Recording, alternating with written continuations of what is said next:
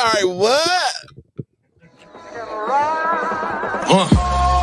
Yeah, black excellence. I am excellently black with intelligence. I am heaven sent. You are now tuned in to the Slick Talk with Scalez podcast. Yeah. Piss me off. Mic check, mic check, mic check. 1 2 1 2 1 2. We in the building. Yes, sir. We are back. It is Wednesday. It's episode 228 of the Slick Talk with Scalez podcast. We coming in a little late, but we always on time. You dig? We gonna make sure we make up for tapping in a little late with y'all. We gonna get into this shit sooner than later. You feel me? We just want to make sure everything is public. If you tuning in on Facebook, X, YouTube, even on Instagram, anywhere that you at, please let people know that we are live right now on YouTube. It's the Slick Talk with Scalez podcast. This is episode 228. Shout out to my sponsor, you know what I'm saying, Tita and Sons, Medical Courier Services, you know what I'm saying? And shout out to our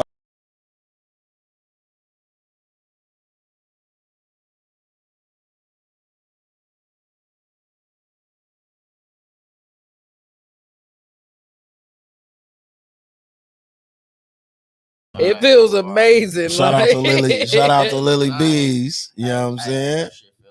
The homie HP came through with the skin and hair moisturizer. You dig? So. Shit's so crazy, brother. Look, not to cut you off. No, you just about to fuzzy. Look, I just put that shit up.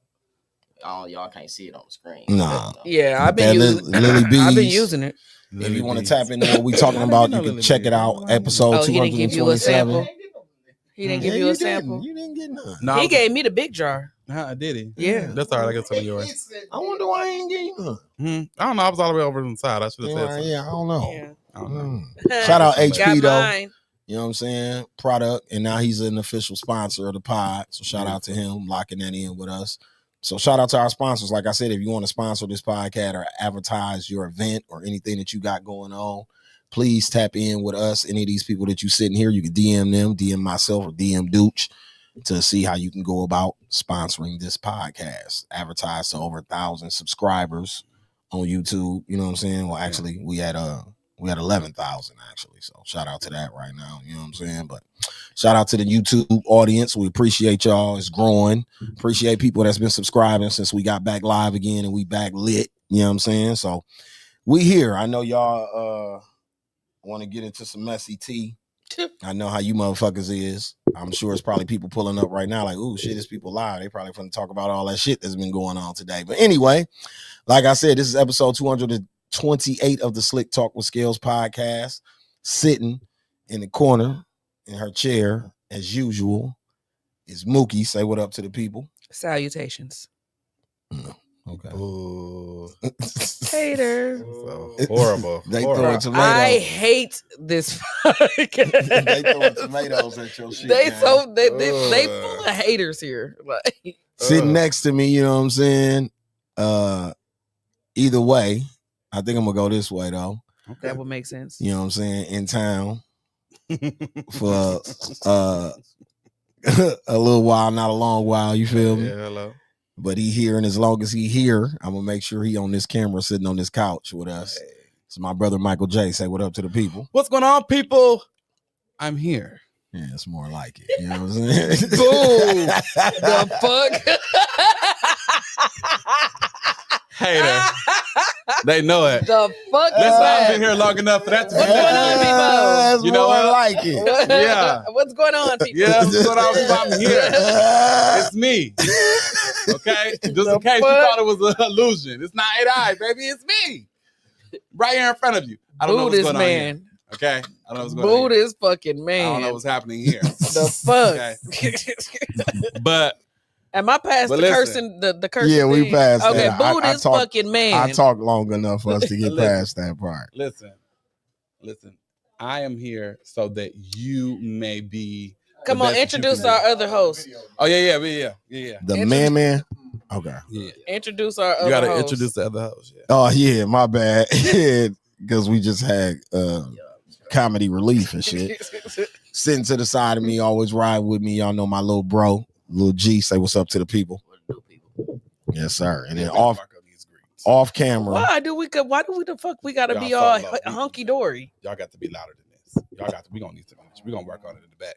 Okay, Barry Gordy would never allow this. He would never allow stuff like this. Okay, with you, Wig. Yeah, exactly. Yeah, you got it for all of us. Kris Jenner would never allow behavior like that. Okay, that lady kept control over sex tapes. She just had a birthday or some shit, right? She did. She looks good too.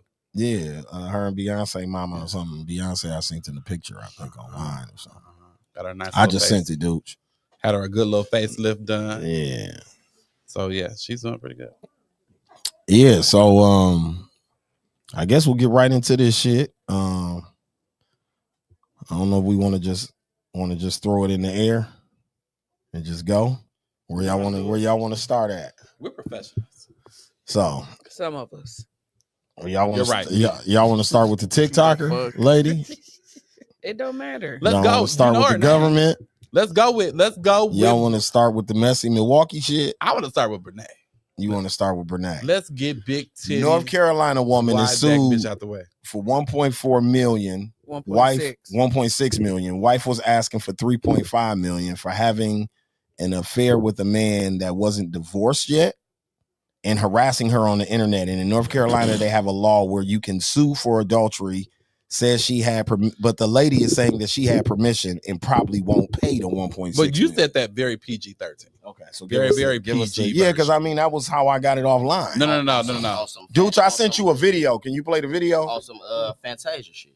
But it was worse than application process, including a questionnaire and an interview with the board of. So a juror in the Brene and Tim case stood up and said she couldn't take it anymore after watching the explicit video Brene sent to Tim. She said she couldn't be fair, couldn't be impartial, and walked out. That's how raunchy the evidence was. Akira, Tim's wife, was still on the stand when the video played. It showed Brene lying on the floor in Akira's house, yes, her house, saying things no juror wanted to hear. She bragged about what they'd just done and even promised him the world, the moon, and the stars. Akira said she got physically sick when she saw it. Faint, sweaty, shaking, and sent it straight to Tim demanding answers. But that wasn't the only bombshell. Text messages show Tim sending Brene pictures of Akira's pedicure, telling her to copy the style. So all that Brene trying to be Akira stuff, true. And the jury heard about the kids. Too, apparently Tim's been forcing them to call Brene mommy. These kids are confused and heartbroken while their parents' mess plays out on a public stage. Akira's family had to stage an intervention to get her to leave Tim because she believed every lie he told. But now, between the texts, the video, and Devin confirming everything, the truth is out. Tim wasn't just cheating with Brene, he allegedly hooked up with another woman too. The next video evidence drops tomorrow and nobody knows what's on it yet. But if today made a juror walk out, tomorrow's gonna be chaos.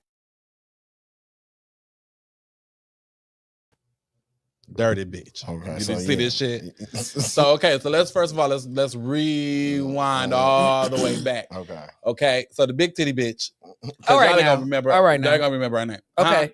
This is not against much. Big titty bitch shit. It is. Yeah, it is. We have nothing against big titty all right, bitches. Well, make sure you. We love titties. It don't matter. Everyone loves titties. Who doesn't love titties, G? Don't matter. Everybody loves titties. What we're saying here is this particular big titty bitch, we don't like her. Okay? I don't like that bitch. Okay? Brene knew Tim, the husband, for since they were like 14, since they were teenagers. Apparently, Brene and her twin sister were hoes. Okay? Apparently, they got flipped throughout and passed around. Can I pause this real quick? Go ahead. As a member of the fluffy community, they just put the stigma, like they just did it. You big titty, you big, and you just out here just sloring. Yeah, you they just was out here jaying. Yeah, just a davin. Yeah, Tim hooked Brene up with Devin, his play cousin. Right? He hooks Brene up, the big titty bitch. Hooked her up. So y'all got to be able to keep up. I'm trying to help y'all with the, Brene is big titty bitch. Big titty bitch. That's Brene. The big titty bitch y'all saw in the video had known Tim, the husband, the big titty bitch number 2. She knew him since they was like 14. Okay. She been plotting on the man for that long, trying to get him and seduce him and be with him.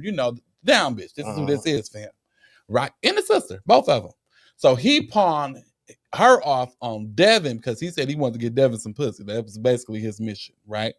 He ended up marrying the bitch. Devin marries Brene. Now, Tim marries Akira. That's his wife, right? So Tim is married to Akira. Brene is married to Devin. Now, Brene is kicking it with Tim and Akira. Now, remember, Akira don't know this, but Brene and Tim had fucked back then. She's still obsessed with the boy. So she's trying to get with him, seduce him. They get the fucking around in this woman's house. Okay? Doing all this shit. Devin finds out. Then they get into it about it.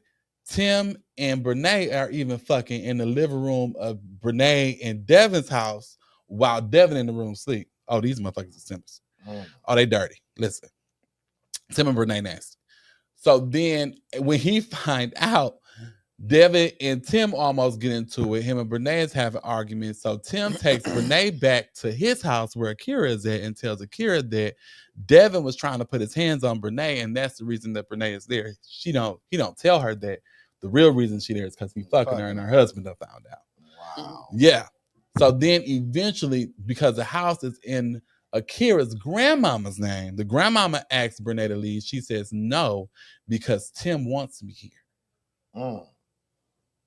You're gonna follow, not the wife, Tim. Now this is supposed to be the wife's sister, wife's friend who her children calls this woman auntie, right? Well, then it looked like he was trying to get them on from the video. The dad is trying to get them to call the other one mom. The other one mom. Now we got to fast forward because now that they're at the video, they're now in court. So this is after they have finally Tim is out the house. He's with Brene. All of those things are happening. The mom of Tim says, get the bitch for everything she got. Right? So then she sues, even though she's now sitting on Tim and Brene's side. Akira is suing. She actually sued for $3.5 million. The court awarded her 1.6 million. I believe in the 250,000 was like an additional punitive charge. So, jeez, damn. Now moving forward, after they separated, and now her children are going over there with Tim, etc. Now Tim is trying to get his children to call Brene's mother. They're calling their own mother by her name, Akira. It's getting weird. Yeah. It's some sinister shit. So this girl is popular on TikTok? I'm not a TikTok Well, the person. thing about it, and the reason why this is all over the social media is because she documented all of this. Outside of the explicit videos, their vacations together, her being with the man. Which they just showed. Yep, them being in the... Which they just showed, yeah. Yep, them being on vacation together, all the different shit she did. She documented all of this on TikTok. All of them were friends. So the whole time she doing that shit with somebody else's hood. Exactly. Pretty much. Yeah. And got her ass sued. And so what makes it different than the Fantasia situation is Fantasia met this man at a T-Mobile store where he put his number in her phone. That wasn't somebody going after your husband. That was your husband going after somebody. Right, but Fantasia got sued. But that's the difference in the situation. Right. This, what Brene has done, that shit is... Do they only do that in that state, though? Yeah, it's because it's a state law. It's a state law. It's a state law. It's not a federal. Is that the only state? It's a number of states they do it in, though. It's more than North Carolina. We're just, wow. I guess the things that are coming across our headlines, we're seeing it from North Carolina. But there are other states that I believe that have laws that are similar to this. Well, I mean, shit. It's some crazy shit. I can understand it though, shit. Sue the fuck out of her. I mean, it was really like public humiliation. Like you. So yeah, it was in 2010. Paula Cook, the wife of a man named Antoine Cook, sued Fantasia Barrino under North Carolina's alienation of affection law, claiming her affair with her husband was the cause of their marriage breakup. What was it? Did she win? I think her husband was just a hoe. I don't know. It say a civil lawsuit was filed against Barrino with the wife of a married man she was reportedly involved with. Denials, Barrino and her management denied that they had a sexual relationship with the man, though she acknowledged that they were friends. The scandal attracted significant media attention and public scrutiny. Mm-hmm. Shortly after the affair, Barrino became hospitalized, overdosed on aspirin or some shit. Yeah, it was aspirin. Aspirin? It don't say if she won or what. The lady didn't win. It don't say what happened. It don't say she didn't win. It got threw out or what. No, she didn't. The lady didn't win. I'm telling you because it's different. Her husband was a hoe. Even with the law, bro, with the state law, bro, like Bro, that's just bullshit, bro. I just feel like that's bullshit. Like, you can't, like, me fucking this bitch ain't make her leave you, boss. Like she was gone before she fucked me, my nigga. She was gone before she fucked me, bro. Sometimes. Like, shit. Sometimes. She would never fuck me if she wasn't gone from you already mentally, my nigga. That ain't got shit to do with me, boss. Sometimes you can catch somebody in a vulnerable state. Man, you could. That shit still ain't got shit to do with me. I'm not the reason why she leaving you, my But nigga. if you know somebody is married, you to come I get it both ways. I get it both ways. If you know somebody is married and you're going after that person, yes, that's a problem. You're breaking up a person's happy home, absolutely. But at the same time, yes, do I think that person's responsible for their own actions? Absolutely. But both. That's a liability that you take. The home can't be broken if the person that's in the home don't break it. Just a liability that you take fucking somebody else's husband. Oh yeah, Mike is right. The lady didn't. She withdrew the petition. It was a part of her divorce. She used it as a part of her divorce settlement to get paid still. But she didn't get it from Fantasia. She got it from Buddy. Yeah. It still worked. Yeah, it still worked in her favor. Yeah, so I was like, no, she didn't win that. Yeah, but I thought she got it from Fantasia. That's why I was correct. I wanted to be corrected at. Yeah. More of the story is stay out of fuck people's your husband. own nigga. Yeah, leave people's fucking spouses alone. Down there, if you married, you better not cheat. Man, it ain't the married person that got to worry about it. Seems like it's the motherfucker breaking up the marriage. I'm just saying, if you married, period, your ass better stay like even out. because that's my point. Like because even when I was talking to Mike before the show about this, Lil G, you keep hitting on what I'm on. I'm just like, for that act, I wouldn't want to get summons to court. Yeah. For that, like if they came to my door and was like, we got a subpoena for you to come to court, and I'll be like, because you was fucking with Letitia and she married. Like, you what got the a fuck subpoena for your penis. Yeah, subpoena for your penis. You got a subpoena for your penis. Because hoes are shameless nowadays. Hold on. Then what if my bitch ass in a situation my damn self? Now my stupid ass caught in some legal shit. Cause of you, bitch nigga. Cause you mad. You wanna sue me. Yep. That's crazy. You fuck my wife and make her leave me, G, you get sued. I ain't got shit with dick. That's it. And you trying to sue me. That's right. That shit crazy. What you got subpoena for it. I don't know. But that's why the one bitch like, I don't know if I'm gonna pay that. We gonna find out, G. What you gonna get? I'm hurt. We gonna find out. I was just saying, what the fuck they gonna get? If I'm hurt, me and the judge gonna figure it out. That shit is he gonna figure out what you got. What you got in there? Bro. That shit wild, bro. That shit wild. I just feel like you should leave people's spouses alone. Leave people's spouses alone. Then we ain't got to worry about it. On what though, dudes, bro? Like, even with they law itself in they state, bro. Like, you can't blame me, bro. Or dude, I can't blame you, bro. If you fuck my bitch and she leave me, nigga. My bitch was already gone before she fucked you, nigga. Ain't no way in hell my bitch fucked you, nigga. And that's still my bitch, and we like this still, bro. You see what I'm saying? She had to be gone before you even got the chance to fuck on this bitch, bro. Yeah, I agree. That's true. I agree. Because a bitch ain't gonna fuck unless she already. Now, your relationship got to be rocky as fuck for her to go or him to go fuck the nuts. Well, I don't know. What I'm saying is, them. But the bitch to go fuck the nigga, do what she do, bro. Leave you. Hell no. What I'm sorry. I'm gonna say it like this. See, but I'm on the other side of the coin. Like if I was the married nigga and the bitch cheated, you goddamn right. I'm suing you and that whole ass nigga. I need all my cheese. And I'm gonna get my money from that bitch in the divorce proceeding. Yeah, the nigga you was cheating with, he gotta come to court all around and pay. What you want to sue for? You knew y'all was in a bad place. You knew y'all was in a bad place. I'm about to pimp you at this point. Yeah, I want all of it. You knew that y'all was in a bad place. What the fuck you want to sue for? Really? I mean, a marriage ain't nothing but a business agreement any motherfucker way. It ain't about the love. Hey, a marriage ain't nothing but a business agreement anyway. Yeah. But by the time I get through, you dirty motherfuckers gonna pay. What if she that's what's gonna happen. What if she fucking off with you with a bum ass nigga who ain't got shit? Exactly. I'm still suing. Nigga ain't got a car. Exactly. Nigga ain't got a crib. What the fuck? If you win the lottery one day, that money is mine. I want it. Brother, he going to jail at this point. You ain't got shit. You ain't got shit. Good. Nigga, you getting incarcerated, nigga. They a warrant for your arrest. Yeah. That's like right now, nigga. So he gotta go to jail because he ain't got no money? Hold on, That's right. wait. No. That's like, hold on, real. That's Yeah, he like be held in with contempt. Yeah, that's he like be held when in people be contempt. getting sued, like Nicki Minaj them, like Yeah. her husband getting sued. Yeah. He can't pay that shit. That bitch gotta You take over the shit, bro. Yeah. Then when y'all want to do it, somebody's going to jail, boy. Yeah. Oh, well. Somebody going to jail, and it's gonna be that nigga, bro. You're going to jail, my nigga. If you ain't got nothing I to just give, know not to move to North forward Carolina. though, bro. Yep. You ain't got shit but time. That's the only thing that can take from And you you from that going, point. and you're going. Fucking with me, you're going.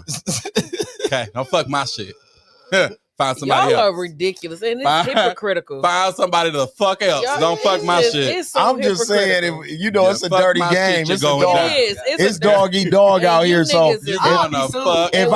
if I get the one ups on you, got you, bitch. That's how I'm gonna look at it. Got you, bitch. Gotcha. No. Soon as the judge slammed the gavel, I wouldn't be got you, bitch. No, Gotcha. you motherfuckers will be Baby sued daddy. for sure. I'll be sued for sure. Let me tell you. But I ain't fucking no wives. No, You see what I'm saying? That's crazy. I'm not gonna play. I First ain't of even all, gonna lie, bro. I ain't even even if crossing it- that line. Bro. even if it wasn't a law, I'm not playing with nobody about their spouse. But what if the bitch lied About what? that she was married? I ain't know. You knew. How I know? I feel like you knew. What the fuck? Everybody. No. Nobody believes Scalez didn't know. How you don't He's like, know? I didn't know she was married. He I mean, I knew. saw her with the nigga at once or twice, Like, but stop. What that mean? who knew? Stop. You'll never know. Though. Yeah, you know that You kind of never that common law You marriage crazy. shit don't count. How quick is But y'all in fucking Virginia, talking it about do. how they married? We You ain't know talking that about count in common Virginia. law. I'm talking about a big ass ring on. Yeah, but I'm So saying, what you if she don't do ain't got you it don't on? do research on the motherfucker What if she before ain't you got the fuck? ring You on? don't do research on the motherfucker that you fucking? I ain't gonna say. Sometimes you I ain't done. It's gonna- times we ain't finna sometimes act I like don't people really- I don't. don't give a fuck. Sometimes I forget the name. I ain't gonna hold you. You crazy. I don't as give a hell. fuck what nigga you fucking with. If he ain't my nigga, I don't give a fuck about him. I'm sorry. doing research I ain't on doing anybody no I'm research. fucking. If I find if it Nah. comes across that that's who he is, that's who It he might. is. I do. I have It to. might You be have a to night do of some research wild on. shit on what, Mike? Yeah, like, I ain't finna even sit here in front like that. Then Sometimes I ain't you gonna do go research like on a nigga. Now nigga feel like y'all just said, nigga, you plotted on me. Like you just said, Mike. You just said that. Mm-hmm. You just said that. You plotted on me the whole time, nigga. Now it was on some other shit. Now it was just going about on. the bitch. But now you done No. made it about me and you. Nope. I want to know Mhm. what I'm walking into. Lord. I don't give a fuck if it's just a fuck. I want to know what I'm walking into. I'm not gonna hold you.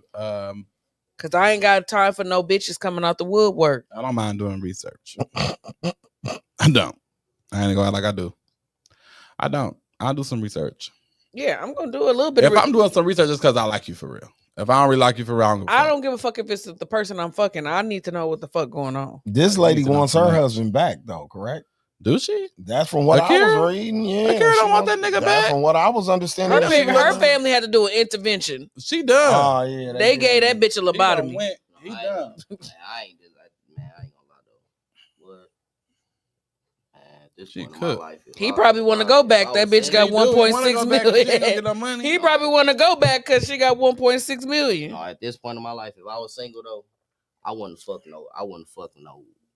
with no married woman. That's dangerous. I ain't fucking no bitch with a nigga. None of that Dangerous. shit, bro. I ain't doing that shit, bro. That shit like suicide these days. It bro. is. And I ain't gonna lie, bro. Niggas be really wanting to get into it with you over that type of shit, bro. I ain't. Because it's disrespectful. It ain't that, bro. It's just nigga ain't got time to take it there. These niggas be knowing. It don't be niggas from across the way that just so happen to run into your bitch. That don't be what be happening. Exactly. It be niggas that y'all be knowing. Exactly. Fucking your hand and bitch. shit. On my life. Yeah, and that's the reason that Facts. that's where it gets sinister. You don't know, but he know you. But he You knows don't know, you don't know. But even He in know you. even in that aspect though, I've been that nigga that had no clue who your guy is. Swear to God. I'm not tapped into niggas like that. No bullshit. You know what I'm saying? So I might not know your nigga, but he probably know me. But I'm not tapped into niggas like that. I could be literally oblivious to who your boyfriend But is. we ain't talking about the oblivious niggas right now. We talking about the niggas that know. The Yeah, majority of I'm these saying, niggas but know. I'm saying the scenario that y'all giving is a scenario, but I'm saying the scenario that I just gave is another one where it's literally been niggas who didn't like me that I didn't even know they existed. I swear to God. True. You see what I'm saying? And I done seen that in situations with females too, where the woman didn't even know you existed, ma'am. You see what I'm saying? And you just upset with her. I ain't gonna lie. She didn't even know you were alive. Like all my issues in life done been some shit that my brothers or my nigga them got going on, or niggas don't like me over a bitch, bro. Facts.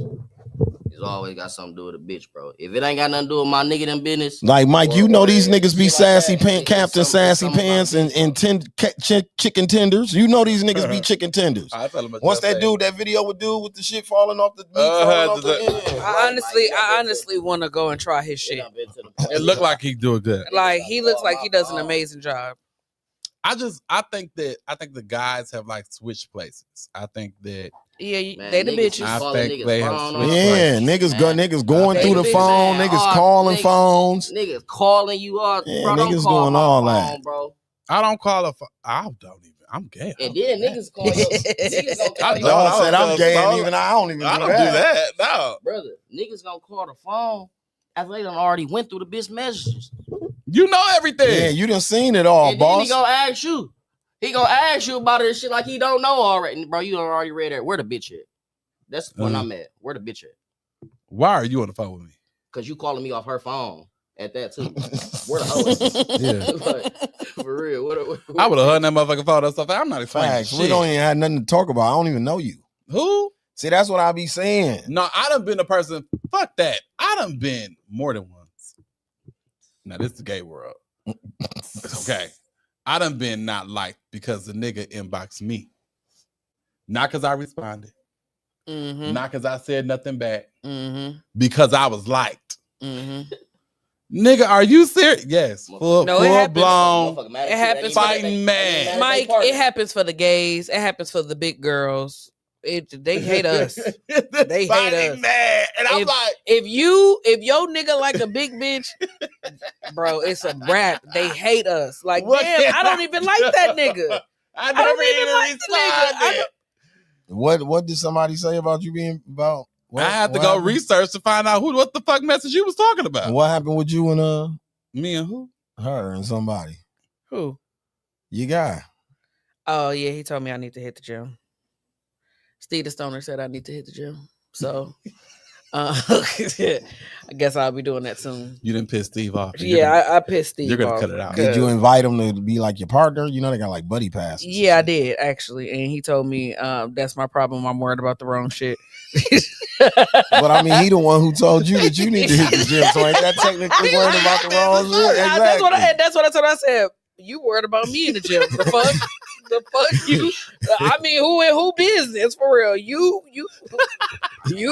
worried about my health? I didn't ask you. I'm just confused. The fuck? I'm still confused on y'all calling that shit doinking. That is crazy. It's working. Doinking, boinking, and dworking. And whatever. It's where you be like with this shit and thrusting. An example. I'm never finna. Are you crazy? I'm not finna get up and boink no shit. I ain't even got nothing to boink. Hey, I keep it real. Never Steve talking that weight loss shit, and you said he only commented to big girls. Right. Hey, Steve, man, you know your guy Harvey always on some, I'm on that other shit, man. Ghetto Barry Gordy, you feel me? You can get you an aerobics class and like them dance routines you do. You could teach that to like big girls and help them lose weight. So that should have worked for you, boss. And we want 25% of that. Shit, they was just in her dancing. Yeah, we want 25% in a motherfucking class like that. What it looked like? Yeah, like in some type of little thing. Shit, he maybe was, but I'm just saying. I think that's something since he got like a big girl joke thing going on or whatever. I would run with that. Yeah, big girls. Literally, like literally run with that. Run. You know what I'm saying? We all in this together. Shout out to Steve though, man. We see Steve at the club last night. This the thing about me, right? I like people who can laugh at themselves because I'm one of them type of people. So if you got a sense of humor, and Steve got a sense of humor, you know what I'm saying? I swear to God, and when he said the shit, my comment back to him was plenty laughing faces like I'm fucking screaming. No, he didn't just tell me. I need to. It was straightforward. He said, you need to hit the gym. I said, God damn, he ate my shit up with that. Get out his motherfucking business. Bitch, I swear to God, he ate me the fuck up. I couldn't do nothing. I thought about that shit. I thought about that shit for the rest of the night. Like, you know what, you right. The nerve. God damn it, you right. But what I would have said back, no lie, the nerve of you. Right.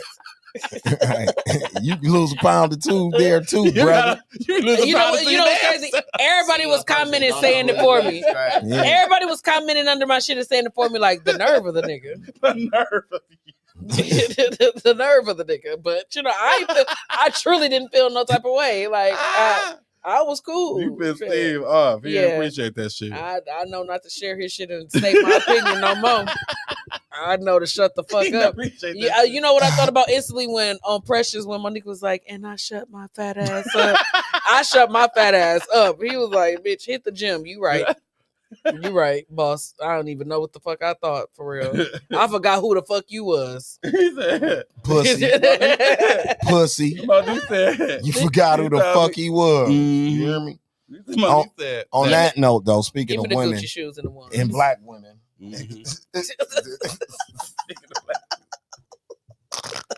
give me the Gucci shoes and the ones. and bus stopping while you throwing money on you and shit. But, speaking of black women, are the most educated people in America by 27%. So I wanted to shout that out. Well, they've been that for some time, but we can go ahead and this has been a thing. It's been that for like I think they said since like 2013. Yeah, this has been a thing for a while. That's been a number. They've been ahead of that. So I wanted to give women there. That's why they're identified as, let me tell you red pill niggas something before you move forward. Go ahead. Before you all have any, let's keep that stat up one time, because for some reason red pill niggas. Who? Niggas, white men? Niggas seem to think just the bitches that exist on Instagram and the bitches that rap in these songs are the only women that exist on the planet. Black Earth. women. Yeah, they go and they look at these, videos and the women that they follow on social media and try to tell black women. They get these podcasts and, tell people how they should vote Republican and how different things like that, and how we need to return back to, where welfare didn't exist, because that's the reason that the black community is in shambles. Oh, because of welfare. Because of welfare. No. Welfare happened, and my God, it just took over. When a third of the white population is on welfare, but that's because rather than have a nigga in your house that makes a decent living, you'd rather live off $600 a month. We just watched something about that with who was that? Lyndon Johnson. Because he's the president that put all that type of shit in place. Yeah, he's the one that put that shit in place. And people don't understand, Reagan is who put out this narrative of the welfare queen. Yeah. Okay? It was a fictional. He character. ran under that. Yeah. Fictional character. Not real. She never existed in the way. If you really know the story about him and Nixon, like they were very big liars, like and racist. Yeah, very racist. Literally used to make up stories. Yeah. So what people don't know is this racist made up story is then repeated by people, black faces like ours, who then say, "Oh my goodness, black women, and the reason that black men are not in the household is because of welfare." No, nigga. The reason you're not there is because you present no value. I think it's fucked up to put all women. That's true. I think it's fucked up to put all women in a box like that. So like for every Debbie Allen and Felicia Rashad, we gotta have a Carisha and JT. You get what I'm saying? Like I feel like there has to be a balance there. I don't think everybody has to be cake cutter the same. I think every woman is their own individual person. And I don't think because you may rap raunchy or you do something raunchy, that makes you less than a person who doesn't per se do that. Like, I don't like that narrative. Let's be fair. You can't grow peaches in Wisconsin. You can't grow oranges in Montana. Exactly. Let's be very clear. Okay, so if this person is from Burleigh, like myself, we got to call that East Side, mind your business. If you got that from that area, that's what you're going to know. Now, don't get me wrong. I can go be educated. I can go to a college. I can be a part of, my church ministry. I do it every day. You see what I'm saying? My the field I work in, I have to code switch. Yeah. Yeah. You could be in church because, you wouldn't believe it. She grew up in church. But anyway, so. Shut the fuck up. You wouldn't believe it.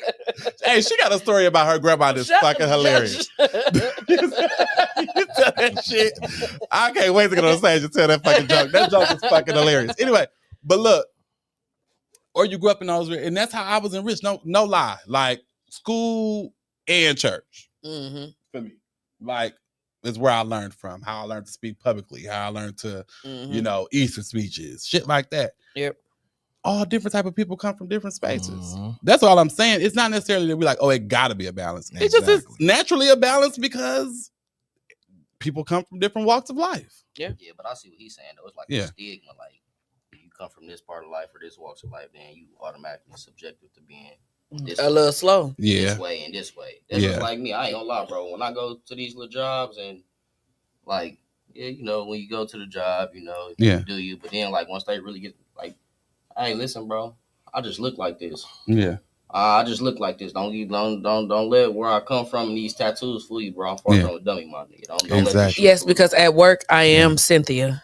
Like, and I just look like this, bro. At work I am Cynthia, and as soon as I clock out, that's just like you, bro. Mm-hmm. You this is just like you. Your life in the entertainment world, bro. Motherfucker never think to think about damn, that's your day job. I ain't gonna put your day job on it. Yeah, that's for you to do. But what's crazy? Like motherfucker would be like, damn. But you understand though, entertainers have some of the most serious day jobs that you can name. Like you'll be like, you do that? Yeah. Like goofy as fuck everywhere else. Which is probably why we are fun as fuck everywhere else. But then once they learn that other side about you, they'll be like, damn, okay, now it makes sense why you manage that. You see what I'm saying? Like that's something you used to, bro. Facts. It's a new thing, like when it comes to that. But I appreciate.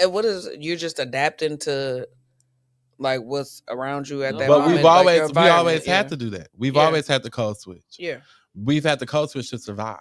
It's not just like a code switch it's a survival. I was just gonna say that's one thing about our people, man. We find ourselves. I don't know about everybody, but I ain't gonna lie. Like my mentality, like I always, even when I'm ahead, bro, I always feel like I'm in survival mode, bro. I always feel like I'm in survival mode, bro. For some reason, I don't know. I only feel like that. I only feel like I escape that when I'm not here. Yeah, I can. Like I only feel like I'm at peace when I'm not in my city, bro. I can agree with that. Yep.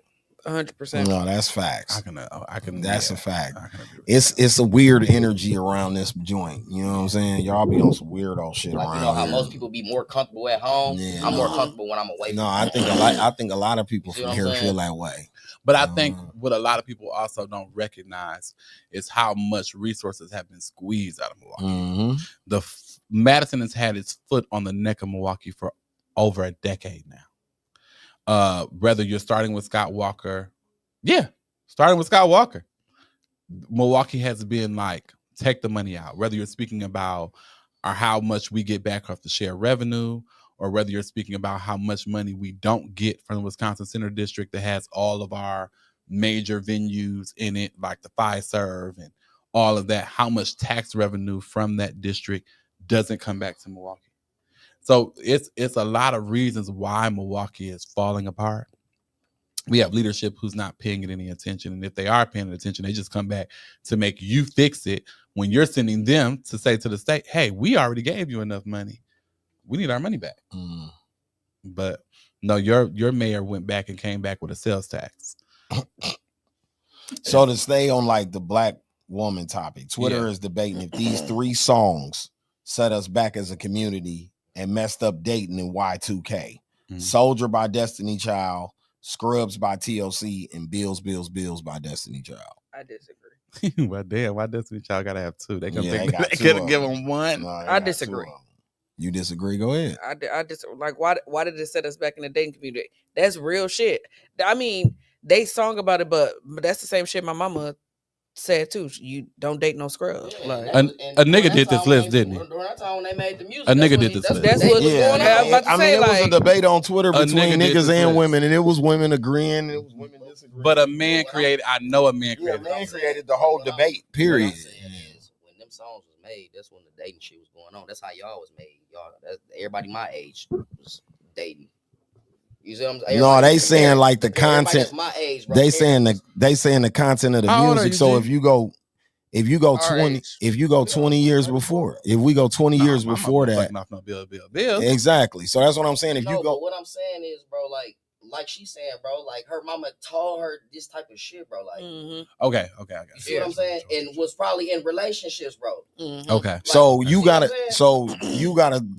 speak for Okay. people who didn't like, have. your parents, So you got to speak for people who didn't have a mama. yeah. yeah, that's what I'm saying. Like, So real that's what they parents saying. don't tell you that, bro. These songs raised a generation of people, and it did. Just like TikTok is raising a generation of people right now. But Like, you would be. we can't live in a But it box. didn't We say can't act like everybody grew up Okay, with a so mama who schooled them to. It raised them, but it didn't set motherfuckers back. Like what they saying is set.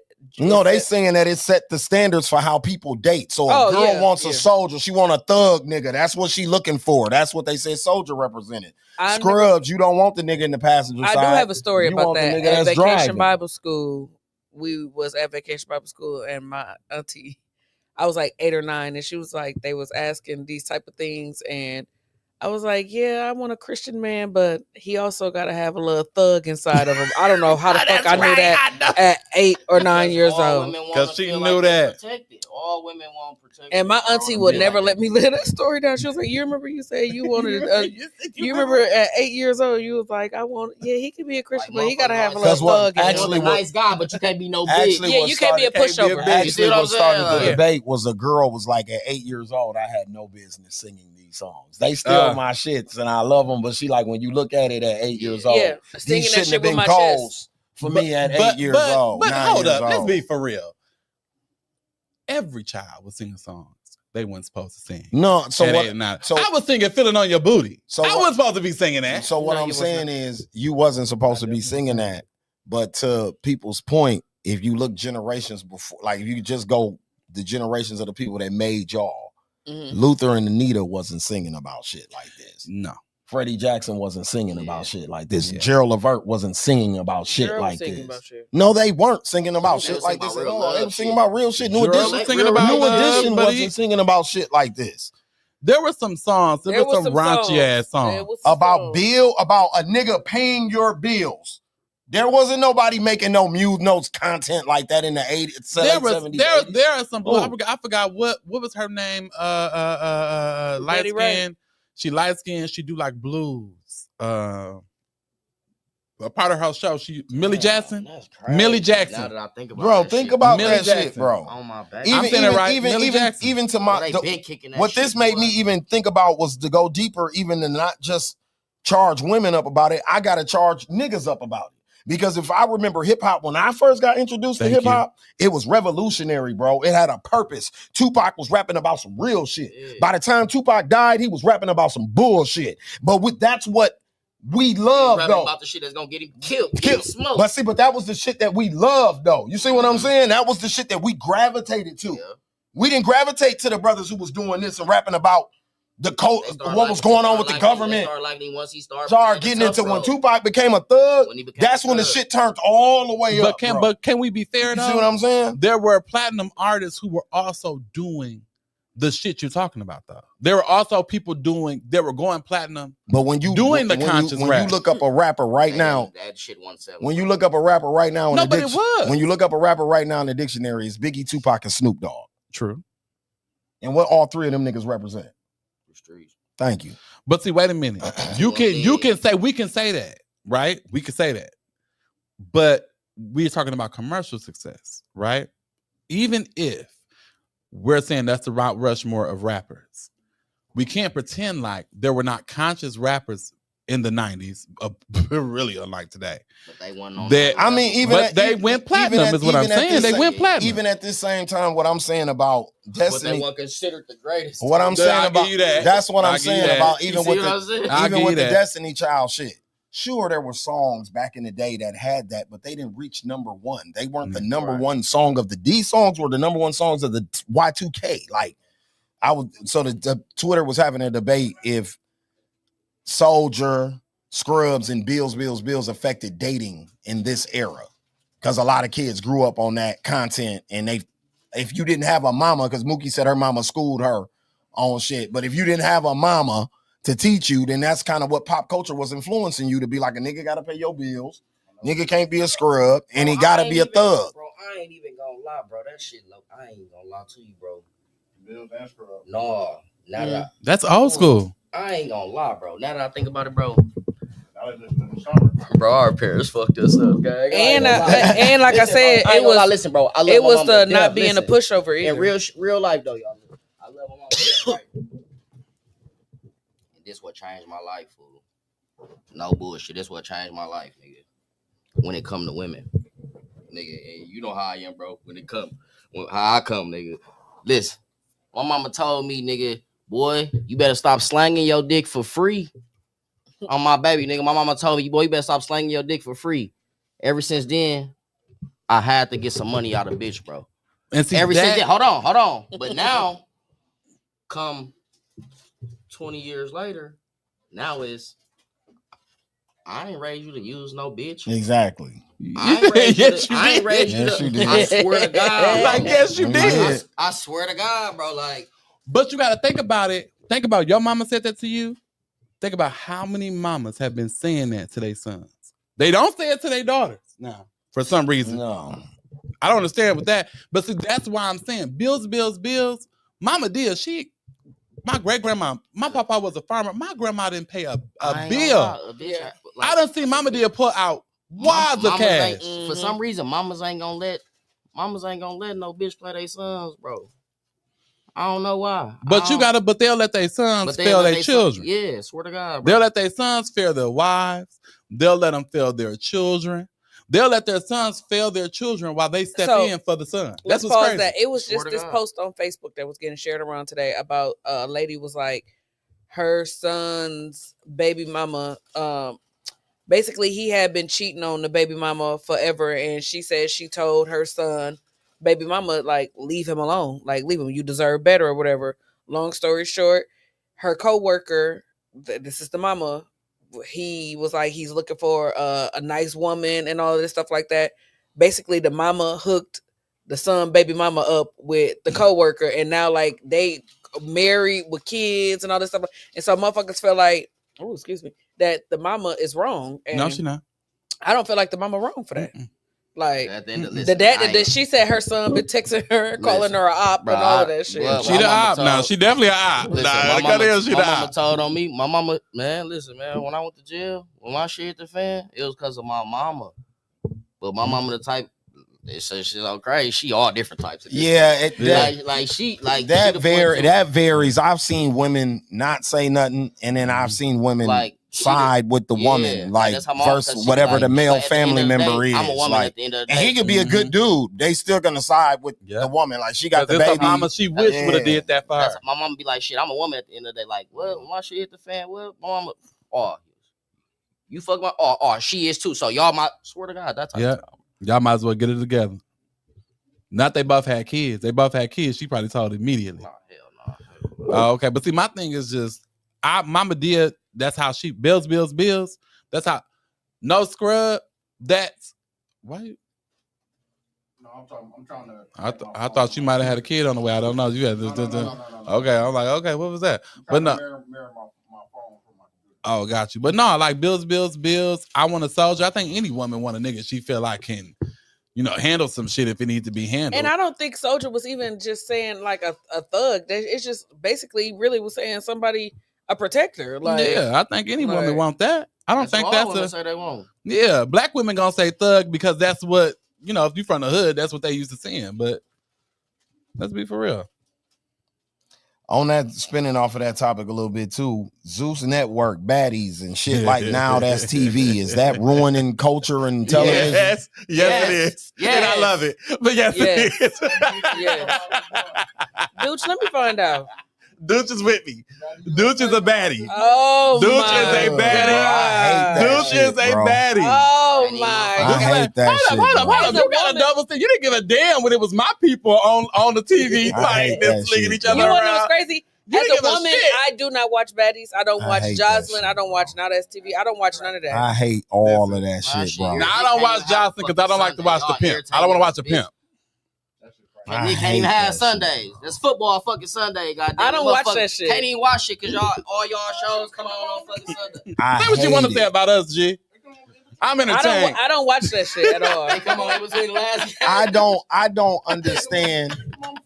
Man, that's the best game. Dooch is fucking. I don't understand why these people are famous. Why do you, bro? They be thumping.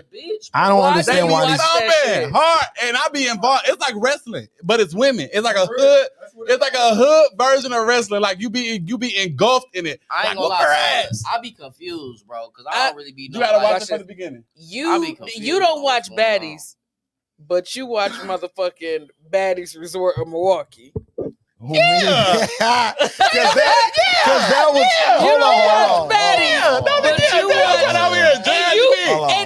Mike, he put us on the shit. He like, y'all don't know what y'all missing now. I'm gay. Y'all don't know what y'all missing now.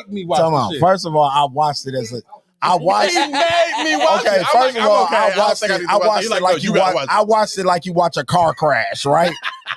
Like that's how I watched it. But this is local.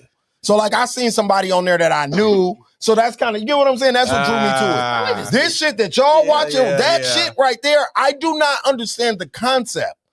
Shout out to Paula, because I know Paula. Shout out Pretty P, that's the homie Paula. Pretty P, let me tell you something, baby. You ever watched this? Hold on. And I ain't stepping on her. I ain't stepping on her shit or nothing. But I don't. You drink at that reunion. I don't understand this shit, bro. Like for the life of me, I don't get it. It's like wrestling. I just don't get the shows, bro. I don't understand the purpose. Yeah, me either. No, and you think Baddie's good? Wait till you get into Now That's TV. You gotta so that's why I got Now That's TV on Kennedy was on, right? They say some shows be for money. That's the shit Kennedy was on. Fucking for expose. A Baddie's chain. I thought they be killing each other over a necklace. From what I picked up. Well, I mean, from what I picked up, but who cares? And then I guess the winner go on tour with a motherfucker. They all go on tour. They always go on tour. What the fuck is the purpose of the show, bro? It's like wrestling. I'm telling you, it's like WWF. That's my whole point here. You watch I don't these understand bitches, what's going on. Listen, bro, I ain't gonna lie, bro. I asked my girl, bro. I don't understand what's going on. I said, I'm confused on if they all going for the money, right? Because one of the shows they was going for 50,000 or some shit. Oh, that had to be Now That's TV. But this is what I'm saying. If we all going for the money, why the fuck do I care about who I'm teaming up to fight you motherfuckers? I'm in this shit alone, my nigga.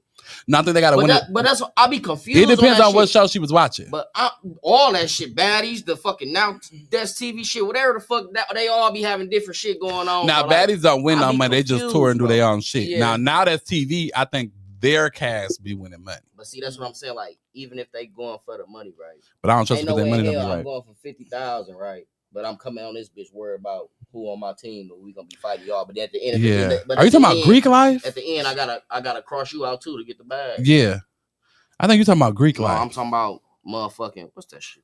It's Now That's TV, but I think it's Young and Reckless. Is it Young and Reckless? It was a shit with what's the name on that? Kennedy. Yeah, Kennedy. Yeah.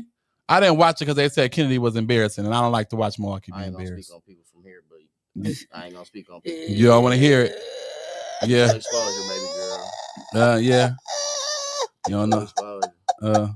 I heard she was embarrassing. Let me turn around because you don't want to talk about it. Hold on. I heard she was embarrassing on the show. G told me you don't want to talk about it. I heard she was embarrassing on the show. From what I seen, it was just a lot of. It's just I don't know, man. Oh, yeah. I guess she tried to redeem herself at the end, but it's too late. It was too late. Look, G in it. You in it already. For example, me, right? The only time I actually watched Bad Girls Club when it was on E or We or whatever the fuck. I didn't watch when it was on Oxygen. Where Natalie came from, I used to watch that shit. Yeah, what's in each Bad Girls Club was. That's what I'm saying. That shit different from how it is now. I don't know what the fuck. I'm you gotta understand on Bad Girls Club, they actually. In order for you, they had a goal and shit at the end. And in order for you to have to stay in the house, you couldn't even fight, and you couldn't fight. Like you had one or more fights, you had to go home, bro. And you had to work. Now you gotta fight. And then as the later seasons came on for Bad Girls Club, like that's when they brought in the life coach. So they was really on there trying to like make changes in themselves and shit. Shout out to Mike, favorite comedian, because that was actually one of my favorite reality shows because I had crushes on a lot of them bitches that was on there. But Charm School with Monique, bro. That was one of them because that made sense, bro. What she did, she sat down, had a mood board with every girl on the show and asked them, what do you want to do outside of this fucking Flavor Flav shit? What do you want to do? I don't give a fuck if you want to model, do porn, bitch. We're going to set up a plan for you to get to where by the time this show go off, you're going to be damn near making steps towards what you want to do. They gave Sapphire a check. That makes sense, bro. They gave her a check. She won. They cleaned her up. Yeah. I'll be like, what the fuck? Delicious did better. All the girls, if you look at the No, Delicious wasn't on there. Oh, Delicious wasn't on there? But the black girls Boots and Bucky now. That's where we found out that Boots' name was Larissa. We didn't know her name was Larissa. Shit for them to branch off too. That's what I'm saying. You see what I'm saying? Now, bro, like I literally watched one show, and then I went and did something. I came back, then the different shows. I'm like, damn. Then my girl like, babe, remember her from the other show? Yeah, she be on all of them. Like, how do y'all even keep up with that shit? You ain't even progressed and shit and shit. They recycle. You still the bitch that still got the most thumps. You ain't even hosting. You thumping. You still I'm never gonna be a host and got a thump like everybody else. A nigga like me was watching the Bad Boys. Shit. Mm-hmm. That's why you a hypocrite. So this is what I'm saying. I watched Bad Boys because Kirk Franklin's son was on there, right? And I seen him on the Breakfast. I seen Kirk Franklin on the Breakfast Club talking about his porno addiction and talking about his relationship with his estranged son. Right. So then when I seen the advertisement for this show, I'm like, oh, his son on here.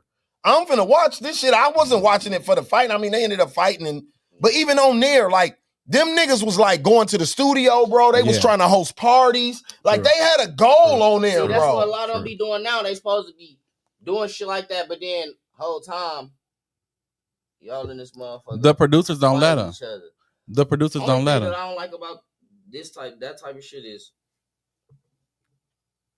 like, if it's gonna be reality TV, still make it reality and regular, bro. Like, I still wanna see motherfuckers. A dialogue. We in a house. I still want to see motherfuckers on the phone with they bitch. I still want to see motherfuckers going out and engaging with other motherfuckers. Ain't nobody just, you see what I'm saying? In the house all day fighting.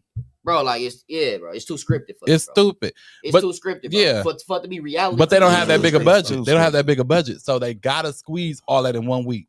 So I gotta keep you in the house. I gotta keep y'all fighting in this 1 week, in this Airbnb. I'm gonna record that. And then this the kicker for me. I'm not gonna have your money, not up front. I'm not gonna have your money until the end of filming. And until I done aired the shit, made some money off the subscriptions. And then you get paid. And then I can come back and pay. What? What if you don't make no money? It's making money though. The thing about it is, I've heard way too many Now That's TV stars. Well, I know about them. They ain't talk about how much they waiting on their checks. But I ain't really heard about Lumel and them really playing with nobody paid. No. I ain't never heard. No. Play with nobody. No, I ain't never heard. Or Jocelyn. None of them. I ain't never heard about. I ain't never heard of Zeus. They be out with Jocelyn though. They going. Yeah, they going tour. See, that's where you fighting for a spot though, because you actually go and tour with her. Now that part I do know. Telling them don't fight though. Sometimes she telling them don't fight, don't have a fight. No, you other ones. Yeah. You fighting on Jocelyn shit because Tasha got getting down. Tati Love throwing up the folks and got whooped on the parade. Baby, let me tell you something, you beautiful little bastard. Don't you fight nobody else. T-Love? He is, man. T-Love, that's the folks. And then you gonna say she threw the folks and got whooped. And then got whooped. That's what and then you didn't have to say that. And threw a big You didn't have to say that. Hey, I don't even watch that shit. She ain't like. I guess the internet told me. Look, hey, dude. I don't even watch that shit. He as messy as we is. He always try to act like, no, I am. No. The only reason I watched Time out. I am. Fuck out of here. I am you messy. watched for the same reason we did. No, nigga. I didn't. I am messy. I was not tapped into watching nothing with a house full of gay niggas on there. What? Just because. Nigga, we watch it every week. See, look at Dooch. He didn't watch it. I literally told you why I watched it. And another reason why, hold on, Bad Boys, I ain't gonna front. So Milan from Love and Hip Hop was on there. Yeah. He's a character to me. So it was my thing with the Bad Boys. It was the familiarity of the characters. It's hard for me to watch shit. I don't know who the fuck these people are, and I don't know why I'm watching. They are fucking hilarious. Kurt Franklin's son. I understood why I was watching Kurt Franklin's son. You understand what I'm saying? Like, I ain't gonna lie, my girl be at the crib watching all of them. What? She be watching the gay ones too, bro. It's fun. So I be like, and funny to the point where I ain't gonna lie, bro. If I'm sitting there and I tell like I ain't gonna lie, like this is enough. Like, can we turn to my shit now? Yeah, like all right. Because that's not television, y'all. That's my whole point of bringing up this topic too. That's not television, bro. That's horrible. It definitely is television. That's Jerry Springer. Yes, like we've had a version of this for years. Hell no. How y'all comparing it to that? I can see Jerry Springer. They was on Jerry Springer. I can see Jerry Springer before they stopped them from fighting. The point of Jerry Springer was really messy as fuck. Yeah. Y'all gonna stop acting like he's like, you know what? Scalez will turn into one of them other. I remember back in our day. I'm not on no back in our day. I just said I like the baddies when they was on. I can't believe they would. I like baddies when they were on E. Fuck out of here. I don't watch Love and Hip Hop though. I watched it when it first came out, bro. I stopped watching that shit way back when Joe Buttons had a taper fade. But see the difference between that shit and like I just said, it's hard. That shit and the Jerry Springer shit, bro. Jerry Springer, these are all people who came in that was paid and knew what they was fucking gonna do, and they knew the act of the role that they was gonna be playing. If y'all just on there, y'all gonna thump on there, y'all gonna thump on there. These motherfuckers ain't got no purpose. We go in there, hey, you fight him. But that's the same thing. But they getting paid. With no script though, with no nothing. You don't even know why y'all fighting, bro. But that was Jerry Springer. The people were coming in off the street. This is my thing. I understand. I'm not script to play though. That's what they're doing. I'm not. These motherfuckers ain't playing no script. They just go in there, they all just in the house. I'm not hating on this shit on no. I met you first. On no old prude shit. We came on the bus together. We on teams against whoever at the house, and now we just gonna whip them. No, I liked Bad Girls Club where Natalie came from. I used to actually watch that, nigga. For 20 years, I watched that before this shit came out. That's what I'm saying. My thing with this shit is I don't understand the motive. I don't get it, and it's hard for me to watch something where I don't understand the motive and I don't know the people on there like that. Well, okay. Only motherfucker I know is Natalie. I don't know the rest of them girls like that, and I only know Paula because she's from Milwaukee. Like I don't know. You can't. And a lot of the times, pretty thing. I'm like you too, bro. And I can't really get into it because, like you said, what's the name on there? Like you said, I don't know the motive. I don't know. Blueface baby mama and her sister. They not on there no more, are they? No, they on this new season, Baddies USA. But they were gone for a minute, They right? were gone so for that's one what I'm season. saying. I can't keep up with all that. Krishan was gone for multiple, but Blueface only been gone one. baby mama sister be beating ass, boy. Look, you know, that bitch be putting paws on shit. Well, I knew that from the Blueface show though. Tasiki be whooping ass. Yeah, I don't know about Shout out that. to Tasiki. So here's my thing though. Over seasons, it's been people on there that like Sky was on there. Yeah, it's been people on there. I know people when she Amber Rose was on when there. she pulled people like Tommy, Sky, Amber Rose. I'm not talking about them. I'm talking about them bitches that's on the show. And I think that's Natalie's fault. Right? No, yes, it is. Follow me on this. I don't think Natalie wants nobody to be bigger than her, bro. So the whole motto of that show is for you to just be a character on there fighting. You'll never be a personality or somebody for real because you can't get bigger than me. Right. Okay. That's what I think. But, so for somebody like, I'm saying me, I'm not saying everybody, I'm saying me. The Shy, for example, right? The show The Shy, right? Mm-hmm. As long as The Shy been on, I like it because the character development, I can follow it. A reality TV show. But they said The Shy was trash. The Kardashians. Nah, I can follow it. Good as fuck. I can follow the Kardashians because the character progression over the years. Like even the Jersey Shore. I can tap right into them. Right there, nigga became a DJ, all type of shit. Dude, let the niggas finish, dude. I'm just gonna let them finish. What are we saying? Bullshit. Let's be very clear. I love the Jersey Shore. What we saying is, bro, they did shit after that, bro. And they still on right now. On this motherfucker, bro. They still on right now. I know. Yeah, they back doing Jersey Shore. And I watch it. I watched it right now. That's what I'm saying. They done made shit out of them. Out of them being displayed on this TV, bro. They done made shit into. They done made themselves a career off. Just off of their face being on there, bro. They done did some shit outside of this shit. What he's saying is, bro, the bitches on that motherfucker, you not getting bigger than her, bro. No, but hell no. I can't. You gonna be on this motherfucker fighting every time you on the motherfucking thing. When you on this show, you gonna be down there. I'm sorry though, but we can't. Okay, I get where y'all coming from, but we can't say that. Natalie. Because what's that? They just. I know. I just heard this. Man, they fuck because Natalie ran up on her. Nigga, they ain't let that bitch run up on her. And then that's another thing, bro. That shit don't entertain me because them fights be weak as fuck, bro. They don't even let them thump for real, my nigga. Bro. So what am I watching that shit? Not TV. I can't watch that shit for no fucking hour, my nigga. They be thumping on that. We trying not to talk like you, bro. Tried to, not say where I work at, but anyway, I work with youth, right? So my kids play a game in class, bro, where they play baddies. And guess what's a part of the baddies though? Please not fighting. Security. Come on now. Security, bro. At least they got security. Security, bro. No bullshit, bro. So even the kids know this is some bullshit right here. My nigga. Come on, my nigga. That's what I'm saying, bro. Come on, security. Come on, security. You can't have. They be asking the boys, dudes, to be security. They be like, you gotta be security, bro. We finna play baddies, It bro. can't be reality TV with no Mr. reality. Scales, can we play baddies real quick? All reality TV is scripted, G. All of it is. It's all there for our even that love hip hop shit. It's all, All that shit scripted. I know it's all It's scripted, producers but it's always just, in the back egging shit on. But that's But it's what just- this is. It's just on a whole nother level. I'm gonna be honest with you. Bad Girls Club was scripted too. Yeah. It was. Everything Yeah. is scripted. Love and Hip Hop is scripted. Yeah. But what I'm saying is, it gotta be a purpose, my nigga. Like he's saying, bro. Like, Ain't bro, no purpose in this shit. They're just bro, thumping. We just But see, thumping. there's a thing. Put them But all in this the is the house. part. after a while, bro, you gonna get tired of just saying the That's same. what Y'all gotta do. what happened with But me. see, but hold it. Y'all gotta do. That's what I got over the research. fights. That If shit you're got watching boring. if you're watching them on TikTok, Instagram, and Twitter, That's that's really how you get the background. Okay. That's really how you know what's going on. I be confused, bro. I don't know what the fuck Yeah. going on, So bro. if you on TikTok, you gonna get the whole four. Yeah. So by the time you get to the show, you already know why the That's people why they- that that's are. why they So got their really, videos. really, They say, really- "Oh, you shit online." Yeah. So They really- do the interview. Yeah. Really, So really that's what? why the They going on producers the make. press run. Yeah. So really what it It's is.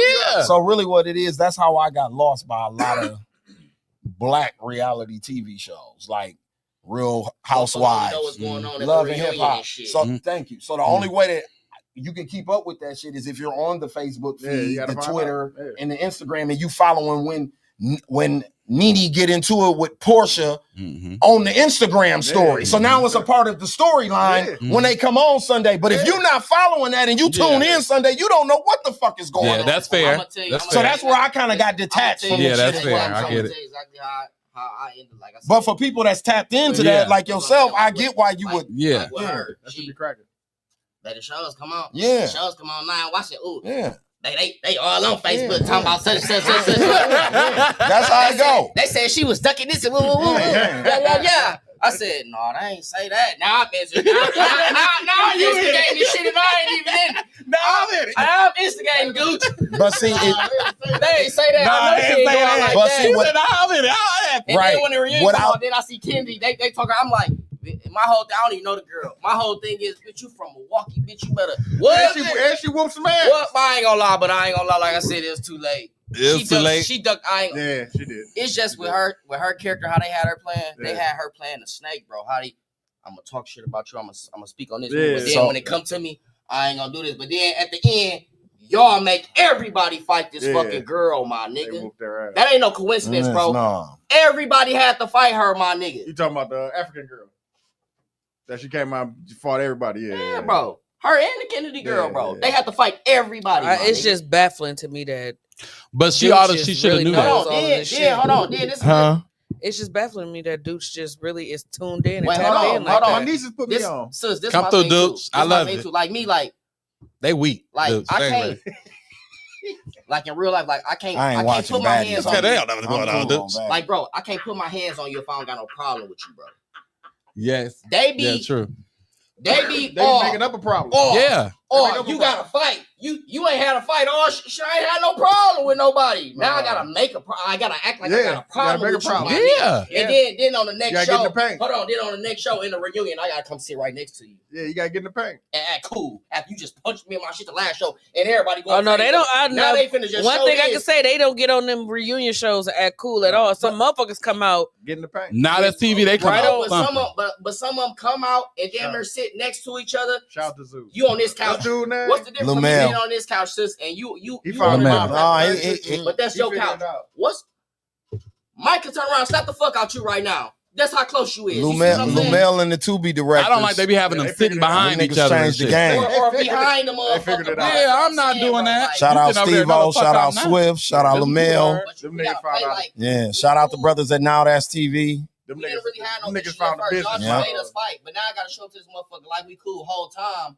You going up off you punching me in my shit, bro. Yeah. And I gotta watch this and I gotta prepare before Hey, I gotta listen, see we you know. Mhm. Now I gotta be reunion reminding you shows. punching me in my shit. Yeah. You getting all this views and shit like this. I'm getting clowned in the comments, and now I gotta come sit right next. Hell no, Yeah, No, listen. no, but We that's know a- for- but we the know reunion, for you gotta get reunion your check. Thank you. And that's what I'm saying. You gotta get your lick But back. that's what I'm saying. They You make ain't you gonna do lick shit like that, bro. Like that. Audience, shit is we crazy. at home like, don't let G. Oh, Don't you come on this motherfucker and not get your lick back, That G. shit crazy. G, don't We bring your all know- motherfucking ass we all over and not know get your lick from- back. G here. G. Oh, so when G hit the door, y'all know what time it is. We like, G, you better, we at home watching. G, you better whip their ass, G. We seen the last episode. On God, watching bro. You better whip reunion their ass, shows G. that like you anything can happen. Bro, and you ain't even like that. What's dude's name? Sway. You talking about the big dude? No, I'm talking about Saucy Santana. He the messiest hoe. No. This is why I don't like that shit. I do not like people who don't fight telling people when to fight. Yeah. I don't That's like what that. I'm saying, but even if I ain't you pay never attention- seen Saucy Santana get in the field with look, nobody. Out of all the staff and the cast that be on them shows, bro, out of all the people that be on them shows, bro, you can tell, bro, real life, bro, and real life, bro, out of 15 motherfucking bitches, my nigga, in real life, bro, only 4 of them hoes really get down for real. Like, for constantly, real. Really be out there beating shit. No, so that's You see even what I'm kind of saying? that's even Yes. kind of my Like, y'all be thing. making motherfuckers fight who don't even Don't really even like fight. that, They bro. No, don't because fight like that. it done got so far removed from that for real, bro. Like I said, Bad Girls Club where Natalie came from, bro. The white girls in the house, if an Asian bitch came in there, a Spanish bitch, whatever, if you came in there where you came from, you was known for getting the fuck down. Like even if you was a white girl from Malibu, you was known as the drunk ass white girl that whooped bitches at the party in Malibu. And you have Like, to send them videotapes of it. Yeah, like now You you can have just be to. popular on Instagram and end up in Exactly. Natalie's And house and now getting you- your head and now punched you in the a fuck fucked up in. situation because you ain't never been in a fight before. But you gotta know that's You what see you're what I'm going to saying? do. But that's You what know you that's going, what you you're signed going to up. That's do. what's popular right It's like now. a wrestler signing up for WWF and but be it- like, I got slammed on my hold shit. But in real life, how many times a motherfucker done said, hey, well, this is your job description. When we come in, when you get there, you be like, man, fuck that. I'm doing this. I'm still gonna get the job done, but I'm doing it this way. Yeah, motherfuckers probably, I signed up for this, not thinking in their mind, you really signed up for that shit. Bullshit, You just in though, your mind G. thinking you just gonna pop up on this motherfucker, be pretty, and do all this little shit. That's But you just said what No, you happens. gotta They get in the know field. what they coming for. You just said they get on the bus together and they allies when they But come to the hold on. house. But just like, You gotta get in the but it's field. some people on them motherfuckers who ain't had to fight the whole season until the last episode. Now you gotta fight. Mm-hmm. That bitch ain't prepared for that shit. I ain't fought the whole season, y'all They ain't gonna bring made. somebody in. And now you got to They gonna thump. bring somebody just for you. Yeah. I'm gonna bring somebody you told me you didn't like at the beginning of the season because you done got to You be done friends. forgot about it. You done forgot- friends with you done forgot everybody about now. the questionnaire before you done got on the show. Yeah, and so shit. now I'm finna find somebody. Oh, you said you didn't like Mel, didn't you? Next episode. We'll be calling Mel next episode. Mel will be here. See what I'm saying? That You're shit too, crazy. you way too know what I'm fucking saying? friendly in this bitch. I love it. Yeah. I Y'all love friends it, and though. shit? You friends with them? I love it. Oh, we didn't cast right the first time is what you're telling me. Give me a second. Dude, We got Like, give me- You got the One video of moment. the White Town. Yeah, I got you. Like even with the shit with Kennedy on and Yeah. Mel was on there. like My whole thing is like Yeah, they pinned them against each other. Exactly. Like my whole thing is, bro. Let And me they show from up the same anywhere. city. Let me show up anywhere, y'all. Anywhere, and I see y'all in that motherfucker. I don't give a fuck. We can't. Hey, we from the same city, nigga. That's it. We in this motherfucker together. That's nigga. all I you don't gotta give a fuck tell what's me. going on, bro? all you gotta tell me is What season was we that? from Milwaukee. Bro, when Kennedy was just on that, what's the name? Yeah, they pinned them made against her- each they other. just tried They to made make them her and Mel enemies. Fight each other, bro. They both from Milwaukee, man. Yeah, they Which made them one? enemies. Which one is this? That's the Now That's TV. That's the Now That's TV shit, bro. Oh, I gotta So go what look did it Mel up. end up saying though? Did she end up being That was like Kennedy no? was talking shit about Mel or some shit on that. I gotta go tap in with that. They had Kennedy playing the little chitter chatter where you go over here and say this, you go over here and say this, you go over here and say this, you go over here. That's the role that they had her And doing she on that too big motherfucker. to be You running said from now anybody. that's what? Now that's She look like a Yeah. nice, healthy Now that's girl. TV. She was- It's called like Young Reckless or Young and something. Reckless. Like Young and Reckless. Young and I'll reckless. find it. But that's what I'm I'll saying, find bro. it. Don't worry. That's like we go anywhere, dudes. We She go said, I'll find anywhere. it for you. Don't you worry. That's like even dudes. If we weren't doing this shit right, and we just happen to come across each other, how we met each other before. I met you through bro and all this little shit. We out of town. When I see you and we in a place, we out of town. Damn, they go bro from such and such. At this point, nigga, me and you kicked me tonight. We from the same city, my nigga. We in Hey, I this ain't gonna together, lie. bro. When the Basically. baddies came here, I ain't gonna be going against you like yes. That when the fuck nigga from baddies came Milwaukee. here, Yeah, I know whoever that nigga was from Milwaukee, whoever too. You came see what I'm from Now saying? That's TV, and went on baddies when baddies came to beat her ass. Elevate. Ivory, right? Element. Yeah, they beat the fuck out of her. That was Ivory. Milwaukee Yeah, did. Milwaukee teamed up. Yeah, At the She club. got into it with And whoop- Mel, Yeah, I I seen guess, that. on I the seen that, show yeah. or something. and Yeah, they tried to whooped the beat fuck out of ass. her. Yeah, I seen Went all that. on the baddies bus and everything after Yeah. that bitch. Yeah, I seen that. Yeah, they wasn't playing. with her. But the thing about it is, here's what's crazy. If I'm coming on the show and I know you gonna be on it, and I know you been there before me, and I'm from Milwaukee, and you from Milwaukee, you gonna hear from me before I come through the door. Mm-hmm. Yeah. You're gonna hear from me. But I mean, people don't have I that. just got casted. I'm coming on your shit, bitch. Nope. I got you. I hope the fuck you got me. Come on, my nigga. Like, and then even when they get to fighting, like after the show done, like I remember we not into it no more. Okay. but that's what I wanted to say to you before. You see what I'm saying? Is we a lot not of them, into it no more a lot of them to show stay ends? on the show, they plan their fights. Yeah. They'll go up to a person and be like, "Hey, we gon' That's why Mike and Duke you gonna hit me? It's so much like wrestling. And I understand when they say that now that makes sense because like Paula even broke down one time like her and another girl like they planned the fight. Like Paula told him 1 week like I ain't feeling that well. I don't want to fight you this week, but next week we can do the fight. And the girl was like, okay, bet. Like, so but like, look at her and Diamond and Body relationship. They hated each other. Her and Diamond and Body hated each other. Cool. Now they do parties and shit together. Now they host events and shit. Because it's not a big deal. It's like I need a storyline to get camera time. Yeah, and that's how you get bookings. The more they don't take it personal. The more I'm on camera, the more bookings I get. They want you to beef with them. I'm gonna be on. That means I got something going on this season. That means ain't nobody gonna fire me. I can't be an actor, bro. I'm sorry, bro. Cause I ain't gonna lie, you do all that shit on the show. Yeah, that's to the same city. We from the same city, bro. I'm beating your ass. Gee, they gonna bring your enemy. Matter of fact, I'm gonna meet you at your crib. They gonna break it. They gonna look at you and be like, "Oh, gee, you cool with everybody? Oh, you done smoked the blood. I see you smoked the blood with him. I wanted you to fight him, but it's okay. I got somebody for you. Come on, literally, they call people from the back. I got somebody for you. Hold on, come on in, such and such. They got to back up. Walk in. That's all I walk in. Must be talking like that bitch ass. That bitch ass. Come on out. Oh ass nigga, this motherfucker. You the first nigga ain't gonna show in. You in the confessional. You in the confessional room, like, man, me and that nigga had a fight in 9th grade, man. Who the fuck told how the fuck? Because they randomly ask you about them. You don't even know why they asking you about them. What about we heard you talking about John. What about John? As soon as you walk through the door, I'm getting up with your bitch ass. What you here for, bro? And if I'm there with you, hey, what you here for? But they really did that on the boys show, the Bad Boys Club. Oh yeah. You remember because with Adonis on the second one, he came his first day in the house. He came in and was fighting right away. He had to fight right away because he. No, remember they brought in the one dude. Milan brought in the one dude just to fight Jonathan. Remember? And he got his ass. I don't know what the fuck he did that for. They brought that nigga off the street. Wore that nigga dreads. Wait. Jonathan wore that nigga dreads. They brought that nigga off the street. Shows, bro, they just brought Ambrose on there. She said it watch her dick get her ass. She ran up and got. Bro, I'm talking about. Bro, it was Amber's reaction. Bro, out the gate. Amber said, I wouldn't have did that. Bro, but out the gate, bro. She tried to come. Whoop. Bro, that's like me. That's like me showing up and motherfucker say something to you, and I'll be like, hey, who the fuck? And then motherfucker tell me like, what you trying to do? And I'll run up and he knocked me right out in front of you, and you just look like out the gate, bro. Out the gate, bro. The bitch. They brought her in bro, there she didn't to even get a the girl chance. that she fight. Bro, she didn't get a chance to get in punching range, nigga, before she was dropped. I think the bitch kicked her first, like she did. First of all, Diamond don't fucking mind. Let's start there. Scalez. Diamond like a big ass window kick. That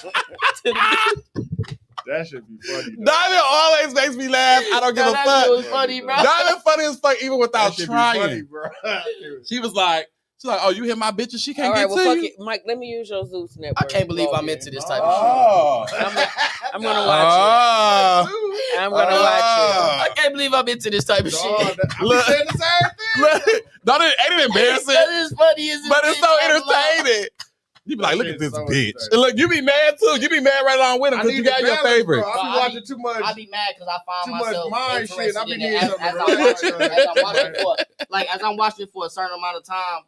I get irritated because I find myself really into it and watching it, bro. And it distracts me from the shit that I'm really trying to do, big bro. Because you know, I'm trying to check my sports betting type shit. I can't be watching this, bro. Because I really gotta be into the game and shit, bro. I'm trying to check my parlay. Bro, trying to check my shit, bro. This shit going my shit all the way left. This shit going left field, bro. That's funny, though. Bro, change the topic, bro. They can't know we be watching this. Well, they know now. It's too late. They know now. They know I watch it. Oh, they know I love the rest. So in 2025, we still have all white towns. Dude, can you run this video right quick? We like to talk about it. Oh, you talking about the they got Ozarks? sundown joints. Application process, including a questionnaire and an interview with the Board of Trustees. How would you defend what you do here? We're not trying to oppress any other group. In fact, we would want to help other groups also have their own spaces if that's what they want. Do you understand why some people, though, might see what you're doing as racism? Sure, of course, but I also don't know exactly what racism is. The concept has shifted over the years. If racism is hating other groups of people, I would say we're not racist. If racism is valuing your racial heritage and wanting to perpetuate it, well then by that definition, yeah, we're racist. Butch Dale lives in nearby Ravenden. He's a city council member and the fire chief. He says he's not bothered by it. We live in a free country. I think they have a right to support their views the way they want to. Of course, we all have our different views. Arkansas civil rights attorney Austin Porter Jr. says what they're doing is against the law. It violates the 14th Amendment Equal Protection Clause. It violates 42 U.S.C. Section 1982 of the Civil Rights Act, because those laws say that anybody enjoy the same rights to own, sell, possess land as enjoyed by white citizens. Orwell and the Return to the Land official website both say the community is a private club and therefore exempt from Title II of the Civil Rights Act on public accommodations. That would have to be tested in court. In order for there to be a case, a lawsuit, there has to be some kind of what's called a case of controversy. Someone tried to obtain ownership, or someone tried to live in that particular area. They were denied, and at that point, then a lawsuit can be brought. Is there something that you have against people of other ethnicities? No, we are for European heritage. That's our history. That's where we come from. We want to perpetuate that. I think that's very natural. I think all life basically wants to perpetuate what it is, so we're trying to do that. Is it because you're honoring your ancestry, or is it because you think your ancestry is better than another? Well, it's mine, and obviously I have a preference for it, but I wouldn't say that it's superior to others in all respects. I think in general, societies get along better when people are more similar. The more dissimilar people are in a society, the harder it is to understand each other. And if you can't understand each other, you can't exactly predict what everyone's going to do. And if you can't predict what they're going to do, it's harder to trust them. And so multiracial, multicultural societies end up. You're not going to get a group of white motherfuckers who going to be like, just draw down, like you said, Burla, and be like, oh, look at them black people. I want to stay next to them. That shit ain't happening. No, they're not going to do that. Not unless they like action. That shit ain't happening. A nigga gonna be like shit. Not unless they action. But a nigga, like niggas would be like, man, I don't really want to move over here in this type of neighborhood, but fuck it, nigga, I'll move over here. Them niggas got a problem, we got a problem. But that's because we don't have a choice. Mm-hmm. White people, and we oftentimes say, oh, look at white people. We don't say, look at the motherfuckers with the money. We don't say that. You see, oh God, bro. Because that's really the truth. Look at the motherfuckers with the money. Look what they doing. You know what I'm saying? It is not because they have money, because they're smarter, they better, they faster. None of that. It's because it's been set up that way. And we have to say to ourselves, how do we as a community invest in our communities? I know, because when we go out in these towns or these other parts and I see black people, I be like, okay, these motherfuckers got some money.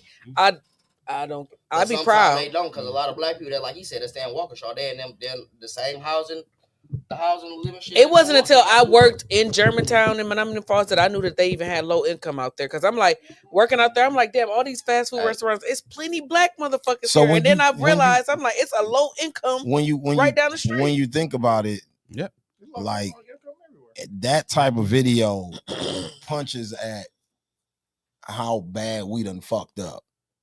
You talking about black people? Yes, like how bad black people done fucked up. What do you mean by that? My point to that is what I'm saying is that video right there reminds me of how I grew up. So my grandparents bought a crib in Blackfish Bay, which is by Rufus King. That's called it's Whitefish Bay. That was called Blackfish Bay, right? Mm-hmm. That community, bro, I didn't really see no white people, but all I seen was affluent Negroes. Yeah. Now when I go back over there, it's fucked up over there. So that's what I'm saying. In a 20-30, because I'm old, but I ain't that old. So in a 20-30 year span, this shit just done went to ruins. Yeah. My great grandparents lived over there.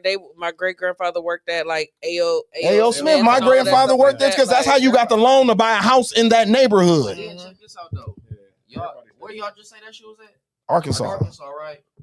which the land was probably owned by some niggas. Now it's owned by some white motherfuckers. So now, like I keep saying, I'm not surprised that some shit like that popped up. Well, let's be clear: 80% of America's land is unoccupied. 80%. So I want y'all to know something about America. Where you see major cities, St. Louis, New York, Chicago, you name it. A lot of cities that are along the Mississippi River, right? These are all ports and things that are made by Native Americans, indigenous people. Okay, white people didn't make these cities. Nope. Let's first of all start there. Okay, so that's what you're seeing be settled. That is the reason why 80% of America's land is unoccupied, because the land that we're on, we stole. Well, it ain't no we. The people stole it, literally. So they said, oh, I like what you got there. I'll take that. Yeah. So what didn't happen still is 80% of, again, stays unoccupied. We haven't touched it because whether you're looking at water or certain resources or things like that. But if we narrow this down, there is land in Mississippi, Alabama, Arkansas, even Texas, that Tennessee too. Tennessee, Kentucky. Oklahoma. Plenty up here. We was there. Yeah. We know somebody else that was in Oklahoma too. We know a lot of people in Oklahoma. A lot of people like Oklahoma now. I don't know what else. Somebody just was in Oklahoma is becoming very important. Yeah. It's been important. Oh, we're talking about no, it's important now. We'll talk about it in a minute. Been important. Oklahoma is where black people used to flourish at. I don't even know why black people go to Oklahoma. Do you not watch First 40 fucking 8? Well, but what I'm saying is that used to be where black people was going. At Black Wall Street. Yeah. But y'all got to ask yourselves, how did those black people end up there to even create a Black Wall Street? It's called the Trail of Tears. You got to see, what we don't understand is that indigenous people had slaves too. Especially the Cherokee. Sure did. Yep. Why y'all be out here talking about, I got Cherokee. Especially Cherokee. What you'll find out is that the indigenous nations that have been able to survive are those that were the most white adjacent. Meaning they did the things that they saw the white community doing. Okay. So Cherokee being most prominent. That's why you still see them today. The what I'm saying, I say all that to say that a lot of this land is cheap and you can buy it up just like they did and create your own towns. Kyrie Irving, is it Kyrie? Kyrie Irving, he's starting his own what he calls eco villages. I think if black people did that, we would be better off. I mean, Ye was trying to do it. Yeah. Young Thug was trying to do it before he caught his RICO. And both of those people. A basketball player just bought some shit. He just built some shit in Belize or something like that. Dude from in Belize. We got people struggling in America. He went all the way over to Belize. Interesting. You thought, what the hell? What are you doing? I think there's homeless people right in Houston. I don't know what the fuck you was going to Belize. What you need to do that for? I just look at it like, and I guess to Mike's point, it was conditionally set up for us to fail. But I just look at the ghetto, bro. Like, I just think about how I grew up, and I can only reference because I'm thank you, because I'm so first of all, where I'm from originally is the ghetto. Like Richmond, California, Oakland, California is the ghetto. Late 70s, early 80s, ghetto. Black Panthers, cocaine, pimps, prostitutes, ghetto. Milwaukee ain't shit. When I get to Milwaukee, it's nothing like where me and Dorothea just came from with Harvey in California. It's night and day. Like, the grass is cut. There's no trash. There wasn't even litter here in the early 80s. Shout out to our mayor, Henry Meyer. But like the Milwaukee in the 80s, like, go look at some pictures and shit. It didn't look like this at all, boss. So what I'm saying is, to go as far back as the 80s. In the 90s too. I'm saying the 90s too. So what I'm saying is like, I'm just referencing how I grew up. So I'm taking Blackfish Bay, where I was at with my one grandparents, and my other grandmama lived on 13th and Burleigh. Now, to reference the hood on 13th and Burleigh, she did her dry cleaning there. She banked in that neighborhood. My grandmother didn't have a car, bro. She banked in that neighborhood. When we went to the store that the Arabs owned, she had a tab in that motherfucker. I could go in there and get anything the fuck I wanted. And he knew my grandmama by first name. You understand what I'm saying? Like, it was different. Like, what I'm saying is, I guess the drugs, crack, all of this other shit, that community shit is gone to where we already had what Buddy was describing. That's why I sat quietly and watched that, because we already had that. Migrated here. Who? Or when people from Chicago what I'm saying, it was going to happen regardless. If nobody from Chicago come here, crack, drugs, that shit, the school systems, the city government being corrupt, all of that shit, it was going to happen. Like it was. That's just but how this it is the happened. thing. But it's because people don't pay attention. Mm-hmm. Things happen line by line, precept by precept. Mm-hmm. When you start seeing programs being taken out of the schools, and you go, "Oh my God, that's bad. That happened." That's one strike. Yep. Then you start seeing children not show up to the schools. 2 strike. Yep. Then you start seeing black businesses be shut down, whether we're speaking about a black child care center or whether we're speaking about a black nightclub owner, right? Those things are shut down. As a matter of fact, half the time, our people have trouble getting the licenses that our Arab partners can get, Facts. correct? Facts. Co-existing individuals, right? We get put through hell. Put through pure. Then we have a city who has not been funded correctly since probably ever, but we want to say definitely since Governor Doyle has been out of office, right? Then you also add to that, you have leadership at the top who's only worried about what positions they hold. Man, Scott Walker put money into that hop thing that's downtown. And that's the dumbest shit ever. And then hit it. Remember, he did that shit and then went to Madison. Like, all right, I'm out. I spent y'all money, I'm out. Literally the dumbest shit. And then, like you ever. said, created that pipeline for our money from here to go to Madison. Scott Walker literally created that pipeline. Then when they built the Wisconsin a whole bunch of whole when they ass built shit. the 5-star form, the Wisconsin Center District, guess what they said? Oh, we're going to make sure y'all don't get none of that. And guess who helped them make sure of that? My arch nemesis. Y'all know I bring him up often. Which one? That little car dude. Which one? I'm talking about the little car name. Ashanti Hamilton. Oh, Ashanti. Oh, yeah. I was about to say, it's either Cavalier or Ashanti Hamilton. Dude with the little car name.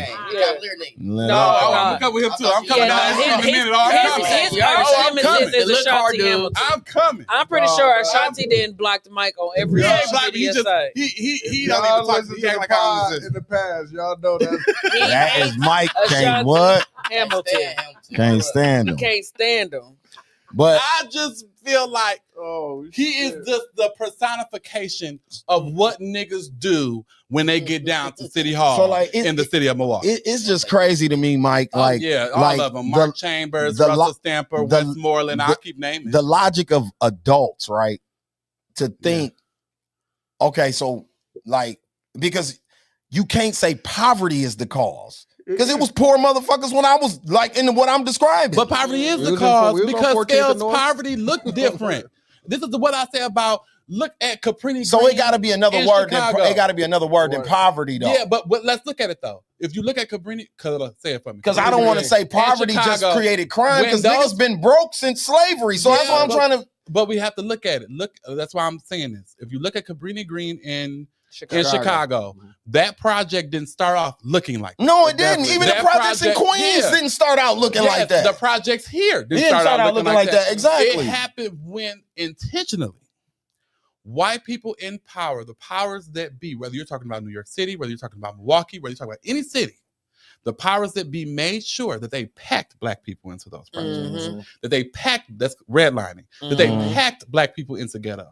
So it's not just because that you have low income people, it's that you have made sure that all of these low income people are in one spot. Okay. And I think back in the day we were spread out more. So that's even why poverty down south looks different than poverty up north. I mean, because they're more spread out down south. I'm pretty sure Hillside.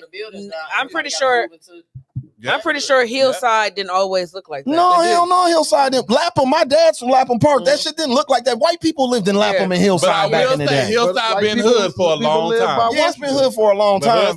Hillside was hood when my mama was a kid. I'm just saying, like, hood was different, bro. Like, poverty. I'm just thinking back to how I grew up. Like, poverty and all of that shit was totally different, bro. But then I'm gonna keep it real. They had cleaned Hillside up. They did.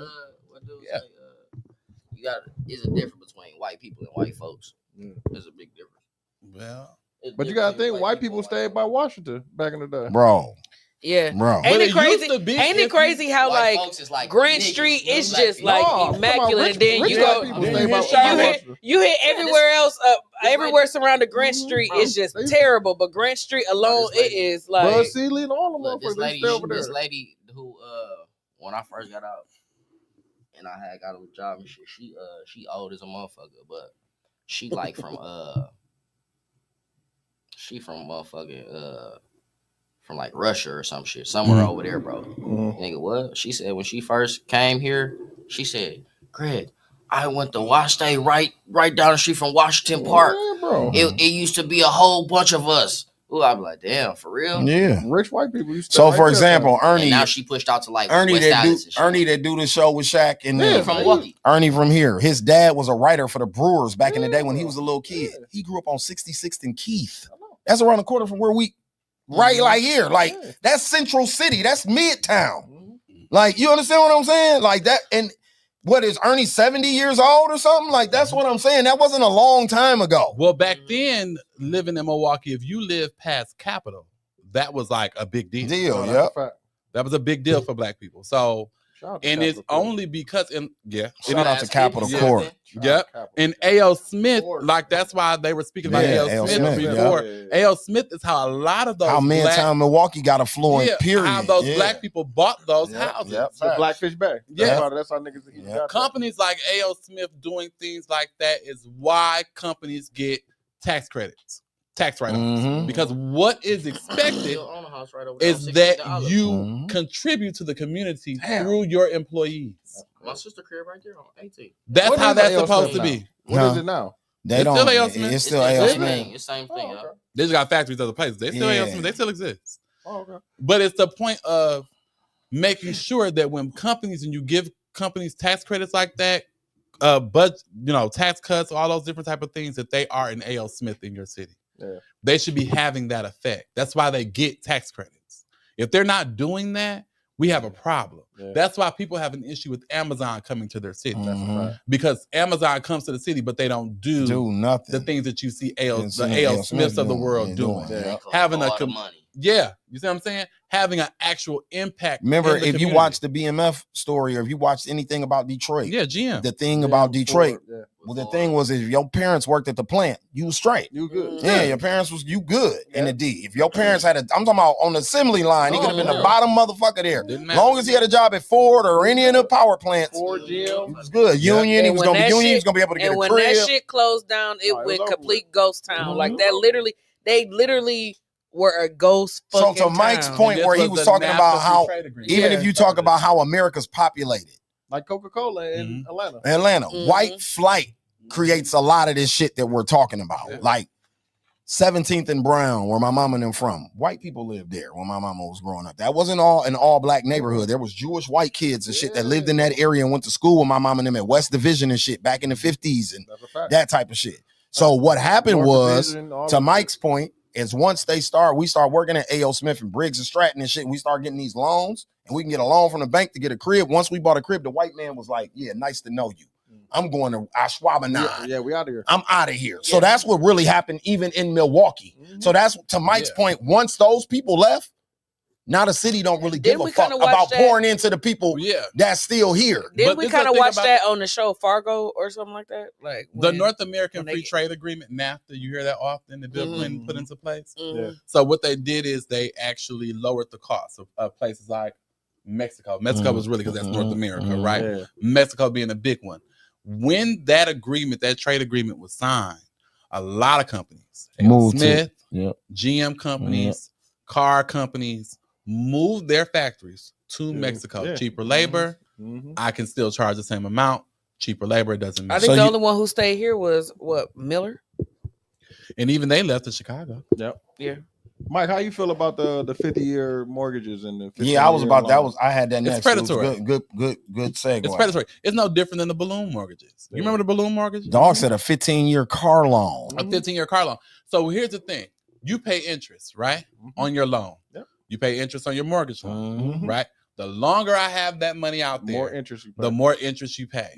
Rather than me saying, I would like to make regular mortgages more achievable to get, I'm telling you, I'll let you get the mortgage. We'll just spread it. We just spread it out a little bit further. We're going to spread it out a little bit. Your payments will be lower. Your payments going to be lower, so you're qualified. He said 50-year mortgage. 50 years. 15-year car loans, 50-year mortgage, house mortgage. The longest mortgage you can get now is 30 years. He wants to add 20 years to it. So you can never pay it off. Yeah. You're going to never pay that long. No. You'll die before you pay it off. You're going to be good and dead. The whole time, Your dumb ass walk around. I own my house. You I own my house. You own a goddamn you don't thing. own shit, stupid No. man. You paying for it. So you don't own nothing. You just paying for the property, idiot. Exactly. So what you gotta look at is what they're not saying. So if I lower, because that's what another person think. Oh my God, lower I'm gonna be able to get lower payments. Man, you know the fucked up part. That's a lot of. But that's why he doing not it. even people that are color. That's a lot of people go, bro. Is to get rich and own a home. It's not even rich. I just want to own a home. Man, that's the American dream, bro. Now let me and tell that's supposed you to be the American dream. On what? Let me car tell and you a home. the fucked up part about this. Your mortgage is a debt. Yep. Guess who are able to sell debt? Okay, you don't just have to go to the bank to buy debt. Okay, so guess who else is able to sell debt? Cities, with municipalities, and nonprofits. Yep. Okay. When I worked in bankruptcy, we had a lot of that going on. Yes. Like, what is cities are cars and mortgages was the main things. Right? Now you catch this. What a bank does is a bank loan takes that money that they get from depositors, okay, what you put into your checking account, your savings account, your whatever account, and they borrow that money out to people at a percentage, at an interest rate, right? You all are giving your money to banks, they're not even giving y'all loans, but we'll talk about that later. What I am saying is that your city is able to sell bonds. There's two types of bonds. There's a general obligation bond, meaning that the city pays from their general fund, and then there's a revenue bond. That's what you see like tolls. You come in, you're paying your dollar to get through the toll, and that's what pays for like usually the bridge or whatever shit like that. Your nonprofit, your chamber of commerce, your 501c3, your municipal government, city of Milwaukee, let's say the city of Milwaukee Housing Authority, whatever, is able to issue bonds, meaning you can have people buy that. That's your depositor, right? And your city can give out their own damn mortgages. Your nonprofit can give out their own mortgages because you're selling bonds. The sales from that bonds are what's going to fund the mortgage. You borrow that out at a percentage. You pay that person back their bond plus the interest. Okay? That's how that works. They can do that. That's what banks do. Right? As a city, I can increase home ownership just from that because I can make that a revenue bond. I don't have to use the city's general obligation fund because you're going to be paying your mortgage. Otherwise, you ain't going to have a house. Right? You do that, I can pay that bond off. You got a house. The city ain't got to the city can take some of the housing issues out of the city. You're able to own your home. The reason you're not getting that solution is because they don't give a fuck. So then they even combine with the A.O. Smith loan. I forgot my grandfather was a vet. So you got to think about what he was getting from the government for fighting in the war and what he was getting from A.O. Smith. How he was able to get a home. But wait a minute. Check this out. He could have chose from two. Now, A.O. Smith has a program. And the VA has a program. So he could choose from two. What people don't understand, we joined the Army for the different things like that. But the GI Bill and a number of other things is the reason that the Army is joined as well, which is another thing that they market. Yeah, you're able to get a house. But see, what we also have to look at is FHA loans. And so that's something that we qualify for. It's supposed to be for the regular everyday American. Supposed to be. I've been trying. Yeah, listen. So it looks like he just signed the bill to end the shutdown. Yeah, but see, here's the thing about that bill. Today? Yeah, like 19 minutes ago. Y'all know it was fast. Y'all know he was going to sign it. It was the Republicans' bill. Yeah. He was going to sign it. You have 8 Democrats. You want to talk about it? I'm saying, what does this bill do? Because I had on here government shutdown still continues, and Trump talking about giving people $2,000 stimulus. Oh no, that shutdown was getting ready to end. You know, they all came back. There were 8 senators. One of them at the forefront of this that bothers me, or 2 of them. Okay, well, all of them really bother me, but just the 2. John Fetterman. You ever heard of him? No. Senator from Pennsylvania. Bald headed, look like Shrek. I call him Senator Shrek. Anyway, him and a group of 8 senators made a deal with Republicans to reopen the government and sign the CR bill. To do another vote, right? Now catch this part. They were agreeing. They voted for the CR bill. That's done. Their compromise was, we're going to vote for this. And the deal This is the deal now. Mm-hmm. When we get done voting for the CR bill, you're going to agree that we're going to be able to vote on the ACA as if the bitches weren't already voting on it. Right? And they told them no. Now, everybody else in America is saying, y'all go ahead, fight, because we okay. They're going to fuck with the SNAP. We get that. But we need y'all to fight because we need you to keep Affordable Care Act going. credits going. Not these 8 motherfuckers, not them. They said, no, we're seeing this not work.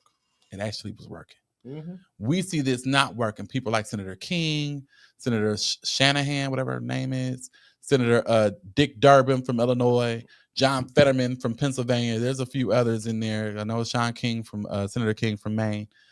A number of others, like 8, basically said, fuck y'all. We're going to do what we want to do. This is now falling at the feet of Chuck Schumer, who is the Senate minority leader who leads this caucus, because let's be very clear, had this been the Republican caucus and the leader been Mitch McConnell, bitch, you wouldn't be in your seat. Retired or not, Mitch would have got you out right then. Oh, you doing what? Mitch will tell you. Mitch will call you on the phone. Mitch McConnell didn't play. Oh, bitch, for real? And that's all he got to say. Oh, you working with who? Mm-hmm. He didn't play like that. So now they're looking at Senator Schumer going, there have been a number of times where you've acquiesced to these Republicans, and now we're ready to get you out. Yeah. They no longer want him to be the leader of the Democratic, caucus in the Senate. They're now in the call is going to start happening. It's only a few, and that few is going to turn into more because their constituents are going to start calling. So they going back to work tomorrow.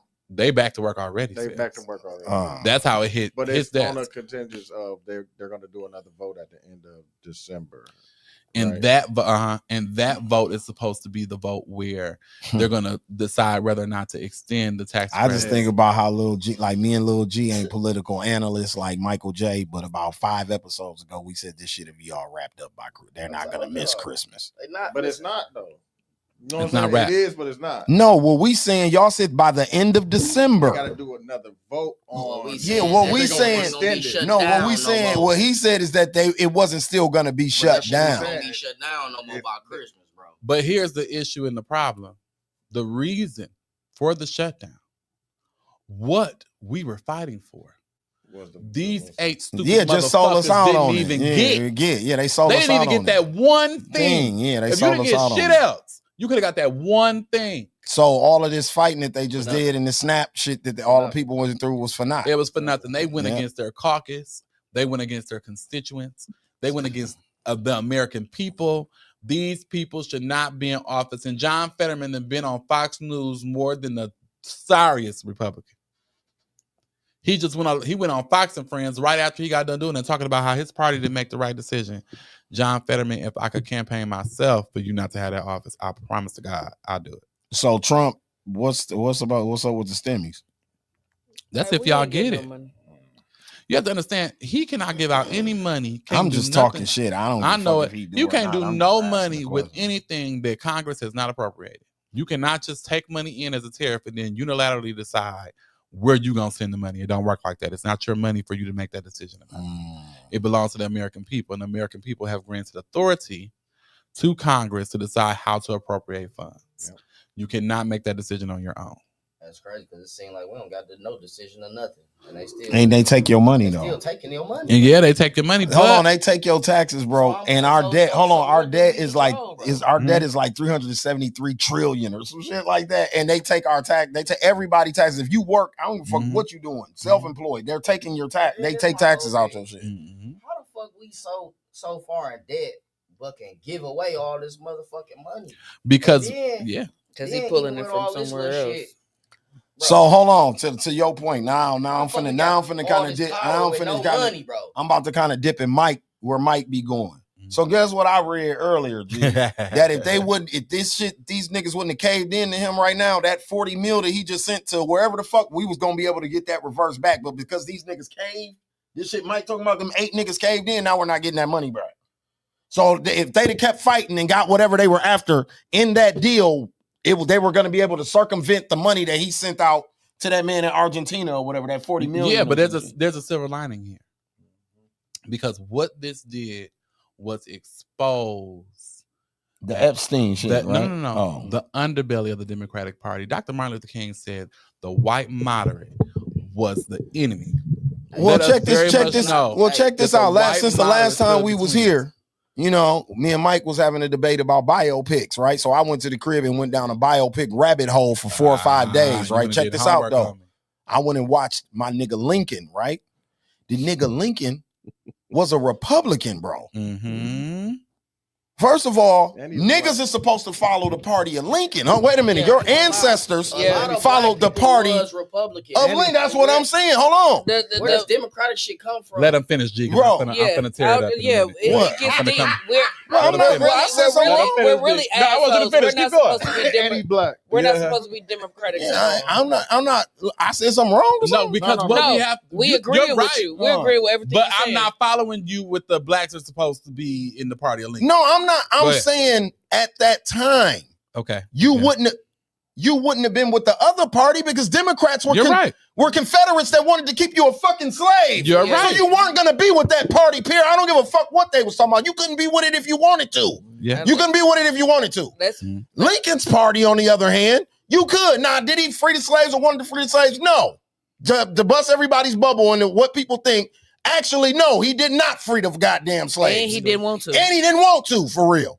He felt that niggas should have got in a boat and took their asses back to motherfucking Africa. That's what he really thought. Get on a motherfucking boat. You ain't come from there, nigga. As a matter of fact, some people can't go back to somewhere you ain't never come from. Nigga, take your ass back to over there. I think it's called what? Liberia? Yeah, Liberia. They United States tried to create an Israel in Africa and call it Liberia. We in Lincoln time, but let's fast forward. So now let's fast forward to Kennedy. Because all this shit goes off of motherfucker trying to. Kennedy and then Lyndon. What my point to what Mike was saying, all this shit is based off of what the fuck we got going on. So if the emancipation shit ain't going on with the slaves, boss, the Civil War and all that shit don't even happen, right? That's literally what they fighting over, right? Some motherfuckers want to succeed from the country because these people saying, no, these motherfuckers should vote.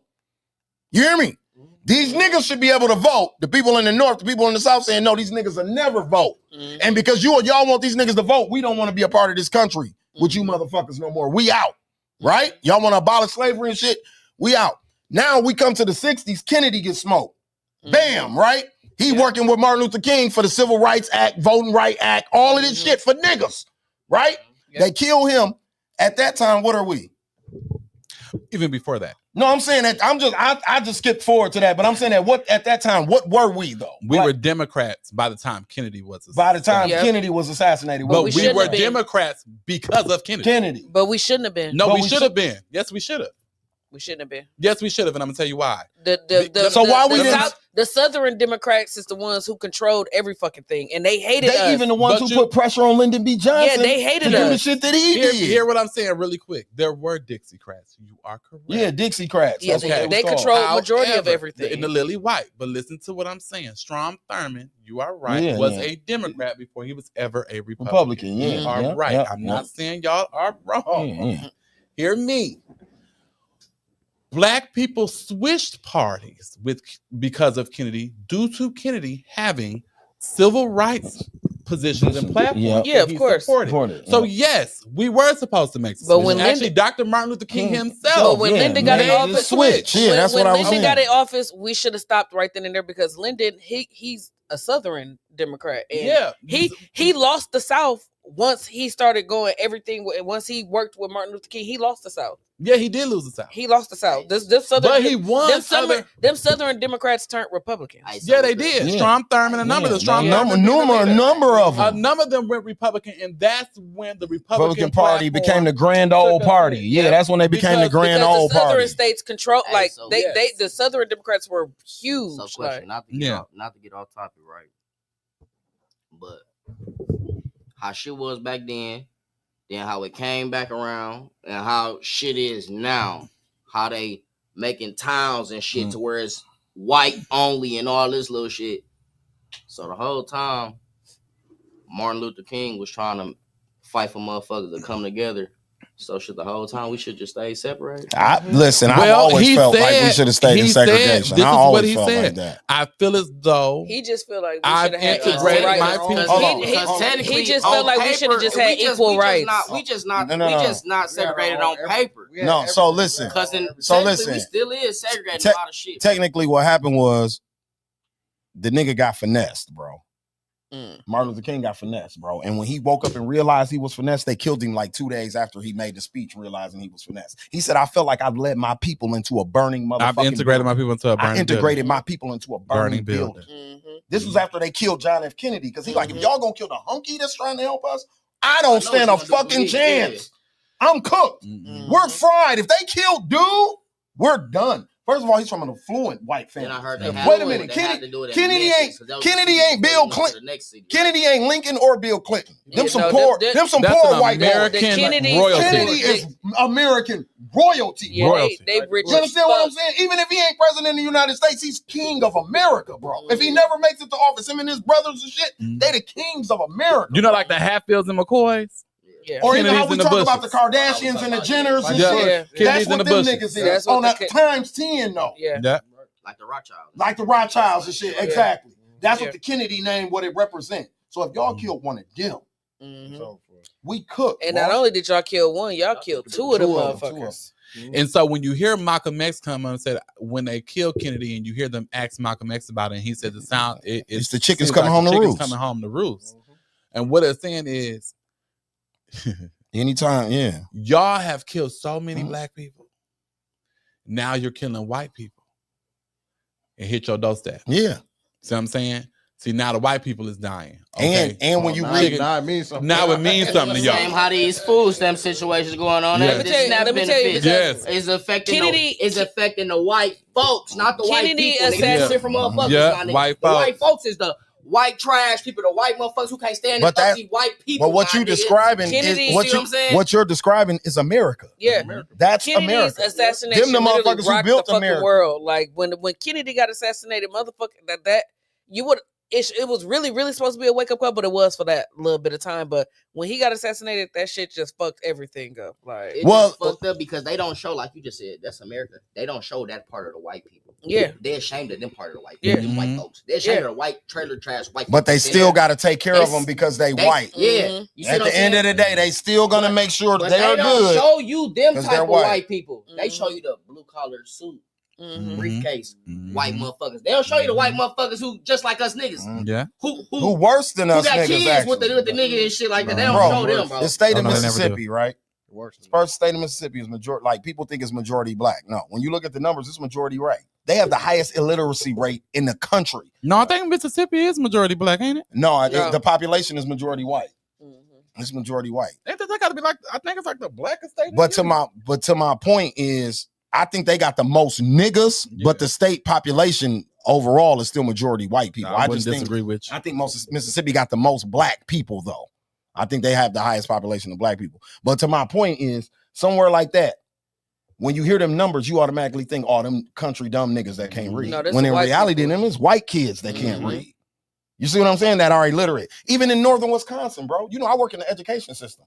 In northern Wisconsin, we got towns here where it's illiterate white children, bro, that grew up on farms, my nigga, that can barely read. That's been homeschooled. That don't know shit but that shit, bro. I worked for Kansas. For Kansas, understand, Kansas City, Missouri, Kansas City, Kansas. Them motherfuckers is illiterate, and it is majority white. And this country is a motherfucker there too. They smart as a motherfucker. They more advanced than you because they in tune with nature. Like you just look like that. You just look they at ain't in tune to the shit that you program. Like even you just think they stupid because that's the shit that you want them to learn. Even when you institutionalized education, I always tell people it's never been black people's thing. No, never. And we were never. White people invented that. Institutionalized education. They invented that stuff. We always taught our culture teaches their own children. That's what I'm talking about. And keeping it real, America, up until it wanted to keep black people out of things, had an apprenticeship culture. Yep. Meaning, until they wanted to keep your ancestor from being a lawyer, you didn't need a degree to be a lawyer. You just went and became an apprentice at a lawyer's office. Yep. Okay, which y'all clowning Kim Kardashian about. Wow, exactly. You just gotta know what you talking about and know how to talk. I'm living proof. You see what I'm saying? Yeah. Like, I'm living proof. I walked in and I'm a whole ass paralegal at my job, and it is what it is. Like I'm going to get the degree because I want more money, but you don't need a degree to do this shit. And it's where it's a thing It's of motherfuckers with 1,000 degrees with no job, and they feel that they got their degree in. Bro, degrees are racist. The bar exam is racist. Your college admissions is racist. Colleges have been proven to be. They done got sued and shit. Yeah, millions and millions the of fact dollars. that you even need a degree is it's crazy. Exactly. Like the fact that you even like when y'all just talking about just racism and segregation, all the fact that you even the first thing that you put on the application is what race you is. The first thing that you got to check off, after your name, what are you? Are you black, Latino? What that shit say? But that Asian Pacific, all that circle back to what Mike. Like this, all that circle back to what Mike's point is. If you got DIE, we got benefits and shit for you. You got 27 niggas working at your company, we got something for you. You got 49 Pacific Islanders working there for you. We got something for you. So that's why they need to know what you are on there. Listen, because if it wasn't about that, then it wouldn't matter what the fuck you are. I be putting prefer not to say. Prefer not to say. You gonna get me as I show up. Yeah. You don't need to know what the fuck skin color I am. You gonna when you see my name, you gonna think I'm white anyways. When I walk in this bitch, my last name Sharp. Oh, no, you're not gonna say that with me. You gonna know she's a nigga. Mine is dual. Hey, Michael Curtis is very Gregory Sharp come up. You don't know who the fuck popping up. Even yours. See what I'm saying? Yours is not like it don't stand out black. But for me it don't matter. When you meet me, I'm black. No, but like I am as black as they come. But goes to, I'm black, but goes to what Big Bro was saying earlier when it comes to his students. But like Big Bro said, like he said, when it comes to his students, a lot of times he called them by their last name because he can't pronounce their first name. You think certain companies, when they see your ghetto ass name on this motherfucker. But see you see what I'm saying? Now back my name. Now back to the you come with a resume though. Now back to the point that a lot of motherfuckers don't even got a resume. Back to the point why we shouldn't have integrated, right? If you don't integrate, you don't go through that. Like for example, my college admissions was smooth. Want to know why? I went to a HBCU. When I went in front of the panel, it was all black people that looked like my mama and daddy sitting there, my nigga. Right, it wasn't a bunch of stuffy white people looking at me trying to figure out what school I went to and all that type of shit. No, they welcomed me and every kid that came in, we were open hand. So then that's true. And then recently we just watched the HBCU shit, and they said admissions is terrible. When they say the downfall of every HBCU, what's the main thing they say? The accommodations of where you live and admissions. But that the admissions comes from, to Mike's point, not having the money to have the infrastructure to have a strong admissions program. See, like UWM got a strong admissions program because they're putting millions of dollars into that. Black colleges don't have the money to put millions of dollars, and then that's why we got to go other places. I mean, it was a list of 15 HBCUs, and everyone on that list said admissions was the worst shit ever. You know, so crazy that you say shit like that. It always take me back, bro, when I was in high school, bro, when I was trying to get into what college I was going to go to. Remember I said, bro, nigga, when I wrote the essay, the letter for Marquette, nigga, I never in a million years thought I had a chance, nigga. Especially when I'm just thinking about just off my grade point average. It was plenty of motherfuckers who, my grade point average was like 3.2 or some shit. It's motherfuckers who got 4.0s and all that. They was trying to go to them type of schools. I'm like, I know for a fact they ain't going to take me over them. Whole time they ain't even just looking at your grade point. They looking at other shit. Yeah.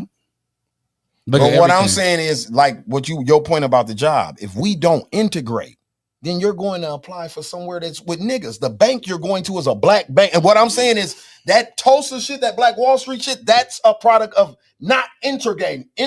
That's segregation. Right. Tulsa's an example of that. Rosewood, cities like that are an example of not integrating and what black people had. Schools. Black masonries, doctors, lawyers, all of that right there in the town, bro. So you don't have to check what box you are on the application because they already know you a nigga when you walk in. Same schools that you gotta stay in a district to go here. But can I tell y'all what the downfall of it is? Because people think it's integration. It's not. Integration is not the issue. It's funding. It's capital. Even when Thurgood Marshall and then went to the Supreme Court for the Brown versus Board. They weren't fighting for integration. No, I was fighting for money. They were fighting for equal funding. Yeah. Right? Rather than give equal funding, they gave integration. Okay.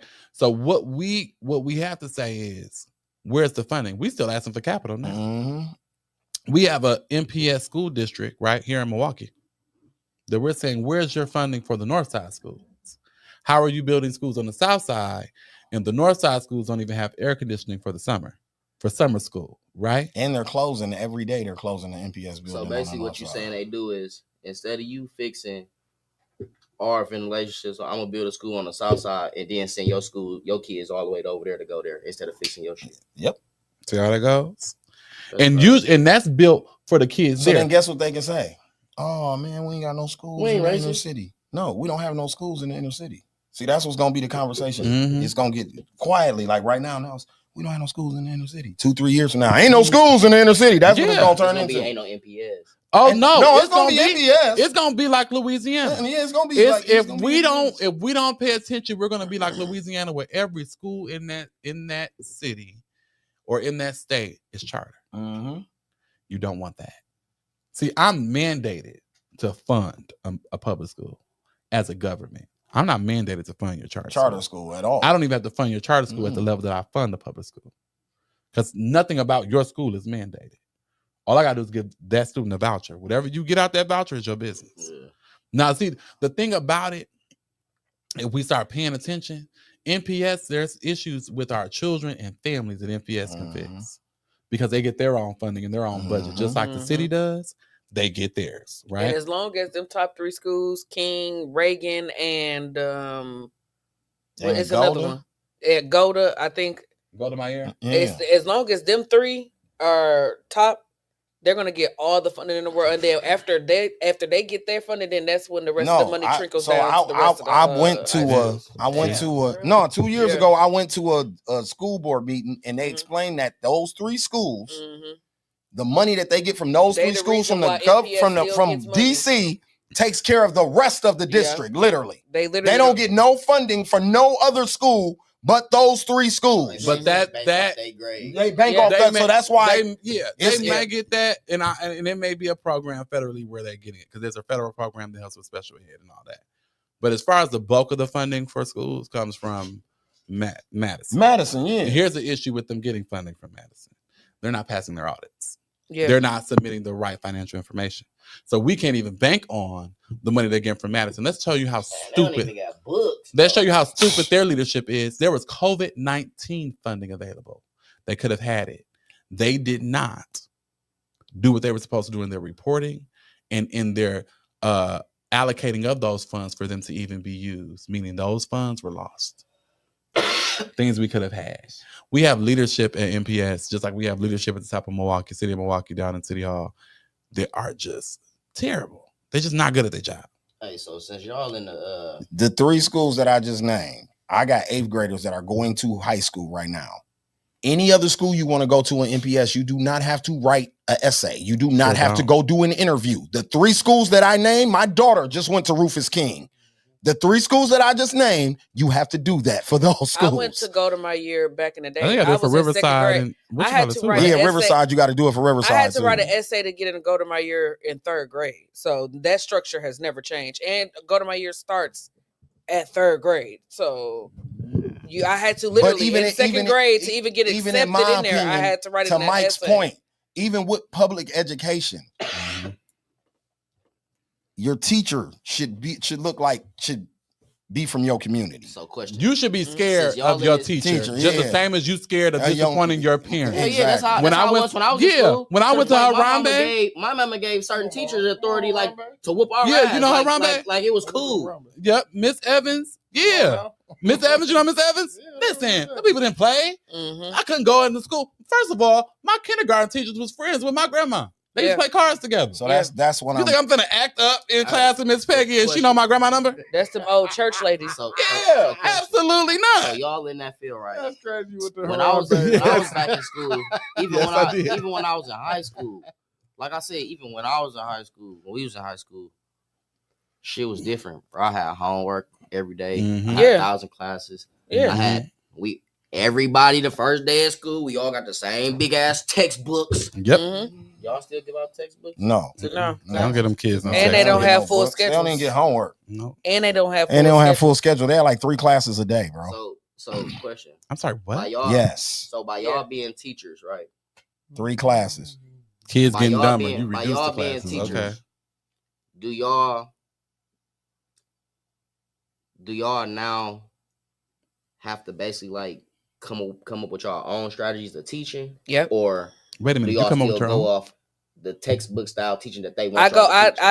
I go back into the learning style I was taught. I don't do this new age teaching and the way of things. I go off of how I was taught but I still like look at the curriculum and the lesson plans. So this is the problem. What they don't teach, what they teach in school now, they not teaching what they taught us. They're literally basically moving history the fuck out of schools for real. You want to know why? Like, because if I tell you the truth, then you're gonna want to do something about it. But like I said, these kids don't know. They don't know they don't even know who the fucking presidents are. But even when we was in school, they ain't give us the real history then. No, but you want to know gave what? Us certain shit. Here's what I would give they us. gave us shit that we thought wasn't important. Yeah. About history. So this is But we read between the lines that we knew when they was bullshit. This is the thing. And we had real parents at home who taught us This is what the- was really I going just don't on. like the history that they show the black people. Is always you gotta just go. Well, black history is really getting removed. Yeah, that's the only time we show up in the history book. Yeah. When they do U.S. history, it's always about slavery. That's when we show up. Yeah, Slavery. That's what I don't like. Yeah, that ain't cool. That's because it's a part of America's history that they don't even But tell. but our existence in America does not start with slavery. No, it don't start with slavery, but I'm saying also it's a part of American history that's not told at all, bro. Right. That from after Abraham Lincoln getting killed, damn near all the way up into the World War I, you don't even up until black people ended up in Harlem doing the Harlem Renaissance in the 1920s. You don't even know what the fuck happened. Yeah, that's almost clear. It's almost 80 years, bro. They don't even talk about that shit. Remember when I was To the saying 60s. about the other shit? They go from slavery to the 60s. They go from slavery to the 60s. What Slavery to happened, Martin what Luther happened King. in between time? Bro, even in the Yeah, time talk that we about supposed to live in, bro, I don't think we really in fucking 2025, bro. Where all the fucking years went? Yeah. When you go from this so-called Bible, my So nigga. after we was quote unquote freed from Abraham Lincoln, you technically don't fucking hear about us again until Martin Luther King. Until Martin Luther King show up. Martin and Malcolm. We And just you hardly hear about Malcolm. They may do like two sentences about they Malcolm. only gonna talk about them two. They ain't gonna talk about Malcolm too much. No, I ain't gonna talk about him too They gonna much. be like a few sentences in there. Malcolm You X, he just was know great. he Keep it up. existed. Yeah, You keep just know going. he Don't existed. don't read. But don't- Hey, it's like don't slaves speak with on him. Exodus. They took Exodus out the Bible. They took Malcolm X right on out the history book. They said, "Nah, You gonna I hear want you about- to tell you me. gonna hear about niggas Rosa, getting up- and I want gonna you hear to about tell. Martin. I want you to tell me Yeah. what a nigga was doing in 1889. Just tell me what a nigga was doing. Just tell me what a black person was doing in 1889 that you were taught in the school. Sharecropping, They taught you that? Getting to it. sharecropping." I'm saying they didn't. That's what No, I'm they saying. ain't They tell- weren't. they ain't They tell didn't you teach you that. Niggas was in the Senate. You can look it up. Google it. It was niggas on the Senate in 1889 in this country. That's what I'm saying. But they I don't gotta- teach that part. But of, I gotta be of fair, shit, bro. I went to Nigga. Harambe. Bro, They taught all of you that. went to Harambe. Yes, The other I knew it, but 3.5 look, million you niggas hear in me? America. I knew about who invented the street light when I was I'm like saying 3. the average That's a nigga. fact. I went to 82nd Hear me. Street School in MPS. They didn't teach us that shit in I MPS. also went to go to my year, and they were These very. people that was on the Senate, these We learned motherfuckers, everything. bro. Even a lot of motherfuckers don't know Mm. because you don't see it off. It's rare when you catch one when you have one. It's been the very black clear. nigga is on the $2 bill, my nigga. See what I'm Y'all saying? still have the green. The black nigga is on the $2 bill in court, Mike, nigga, sitting next to Mike, them people like you just said. They on the back of the $2 bill. Nigga, it's a black man, my nigga. Now catch this part. This is what you gotta listen to. The fact that public Which was the first technically the first President, yeah, My mama is on a absolutely. $2 Yeah. bill, my nigga. now, if we're looking at how public education came into being, there were after Reconstruction, those were black senators and members of the houses of, I believe it was the Virginia State House, that made that possible. Black people came up with that idea. Everything good you see in this country, black people had a hand in it. That's a fact. The progressive era that brought you child labor laws and 8-hour work days and unions and all those different type of things. Since this is what we've done, man. They've been stealing shit, man. No, we've been saving They've been coming and stealing, taking shit right out your motherfucking hand. All you did is give me this shit, bro. This no, is we what I'm appreciate trying it. to tell Thank you. That's how they'll do. It was 13,000 white people in the United States when the Civil War started. When it ended, they killed 8,000 white men in that war when the war ended. So it's only 5,000 of them motherfuckers left in the United States, boss. So you trying to tell me that they was running some shit at that time? Bro, absolutely not. That's why Andrew Johnson came in and reversed everything that Lincoln put in place, the 40 acres and a mule, all that shit, and gave it back to white people because they was killing niggas and crying about the shit every day. That's where the Klan and all of this shit came from, bro. They were fucked up after that war. Because think about it. They killed each other off, my nigga. Half of their population gone because they wanted to keep niggas slaves, boss. They didn't kill us off in that. They started killing us afterwards because they got to looking around like, damn, my whole family gone. And I'm poor. And this nigga got money. He got a farm and some. I'm finna kill this nigga and every motherfucking body he went. I'm finna bomb this town, blow up this church. That's where all of that shit started coming from. That was anger because they didn't have shit. That's why I'm trying to tell you, but they don't want to teach you that in school because they don't want you to think that the white man was ever losing at no point in time in this shit. Now catch this. Rewind. Not rewind. Fast forward. Go ahead. We're back at that time. Yeah, no, yeah, we right here, right now. Yep. Why do you think they're trying to get rid of ICE and all the immigrants and all of this shit? First, they're watching you, the Hispanics who are able to keep their dollar in their community for a long period of time. You getting rid of immigrants, so that mean to tell me Theodore Roosevelt, Woodrow Wilson, all these white men that y'all idolize, they rolling over in they motherfucking graves. No, they're not. Hold on, because they created Ellis Island and invited immigrants over here. Hold it. Roosevelt, the internment camps for the Chinese, the Japanese. Who you think did that? No, I'm talking, well, maybe I went too far ahead. I'm talking about that motherfucker. About how these motherfucking presidents is immigrants, they motherfucking man. Everybody in this bitch, if you white, everybody's an immigrant. You definitely an immigrant. But what I'm saying is, we the only ones that ain't immigrants. So what I'm saying is, I want y'all to follow what I'm saying. The indigenous people. I want the real native. But they killed off all of them. I call them the first people. They killed off all of them and made them white. So they don't even count no more. They don't even fucking exist. By the time you get to the 1900s, the indigenous people. That's what I'm saying. We are the real they're a joke. Native motherfuckers, man. No, we are. But what I'm saying is they wiped out so many of us and them and pushed us away from each other so far that shit don't. They make the native look Asian. Yeah, it don't even. It ain't even a real thing no more. You want to know where they you want to know where you gonna find a real indigenous looking person? You got to go to the Mexicans. The Mexicans are the right tint. When you go look, you be like, I want to see what an indigenous person looked like from back when. Go look at one of the Mexicans. For sure. Yeah. When you see how dark they look, see what people don't understand is that African slaves freed Mexico. There wouldn't be an independence of Mexico without African slaves. When you see them actually celebrating the statues they have, with the chains he's got an and afro and a big old nose. Yeah. Listen, bro, that's why I be telling them. Afro and a big old nose. Like, bro, motherfucker be like, oh, you like, bro, y'all ain't nothing but black motherfucker. Y'all black, motherfucker. Yeah, but they hate us. Y'all black. Yeah, and what they don't know, same with Haiti and how Haiti helped only reason free why you speak so Spanish many other people. Spain owned y'all. That's the only reason why y'all speak Spanish. Now here's what I'll give Mexico. They didn't have slavery for a long time. But what I'm saying, that's the only they abolished slavery way before the United States did. They had slavery for maybe like a decade or two. And it was done. They think they Latin because they speak Spanish. Y'all only speak Spanish for that one reason, because them the motherfuckers who owned y'all. Yeah, but they ain't worse. They ain't worse than Puerto Ricans though. But that's the only reason why y'all speak. That tongue. Yeah. Like, but see, a Mexican Mexican can come to that understanding way earlier than a Puerto Rican. You can get a Mexican to understand that.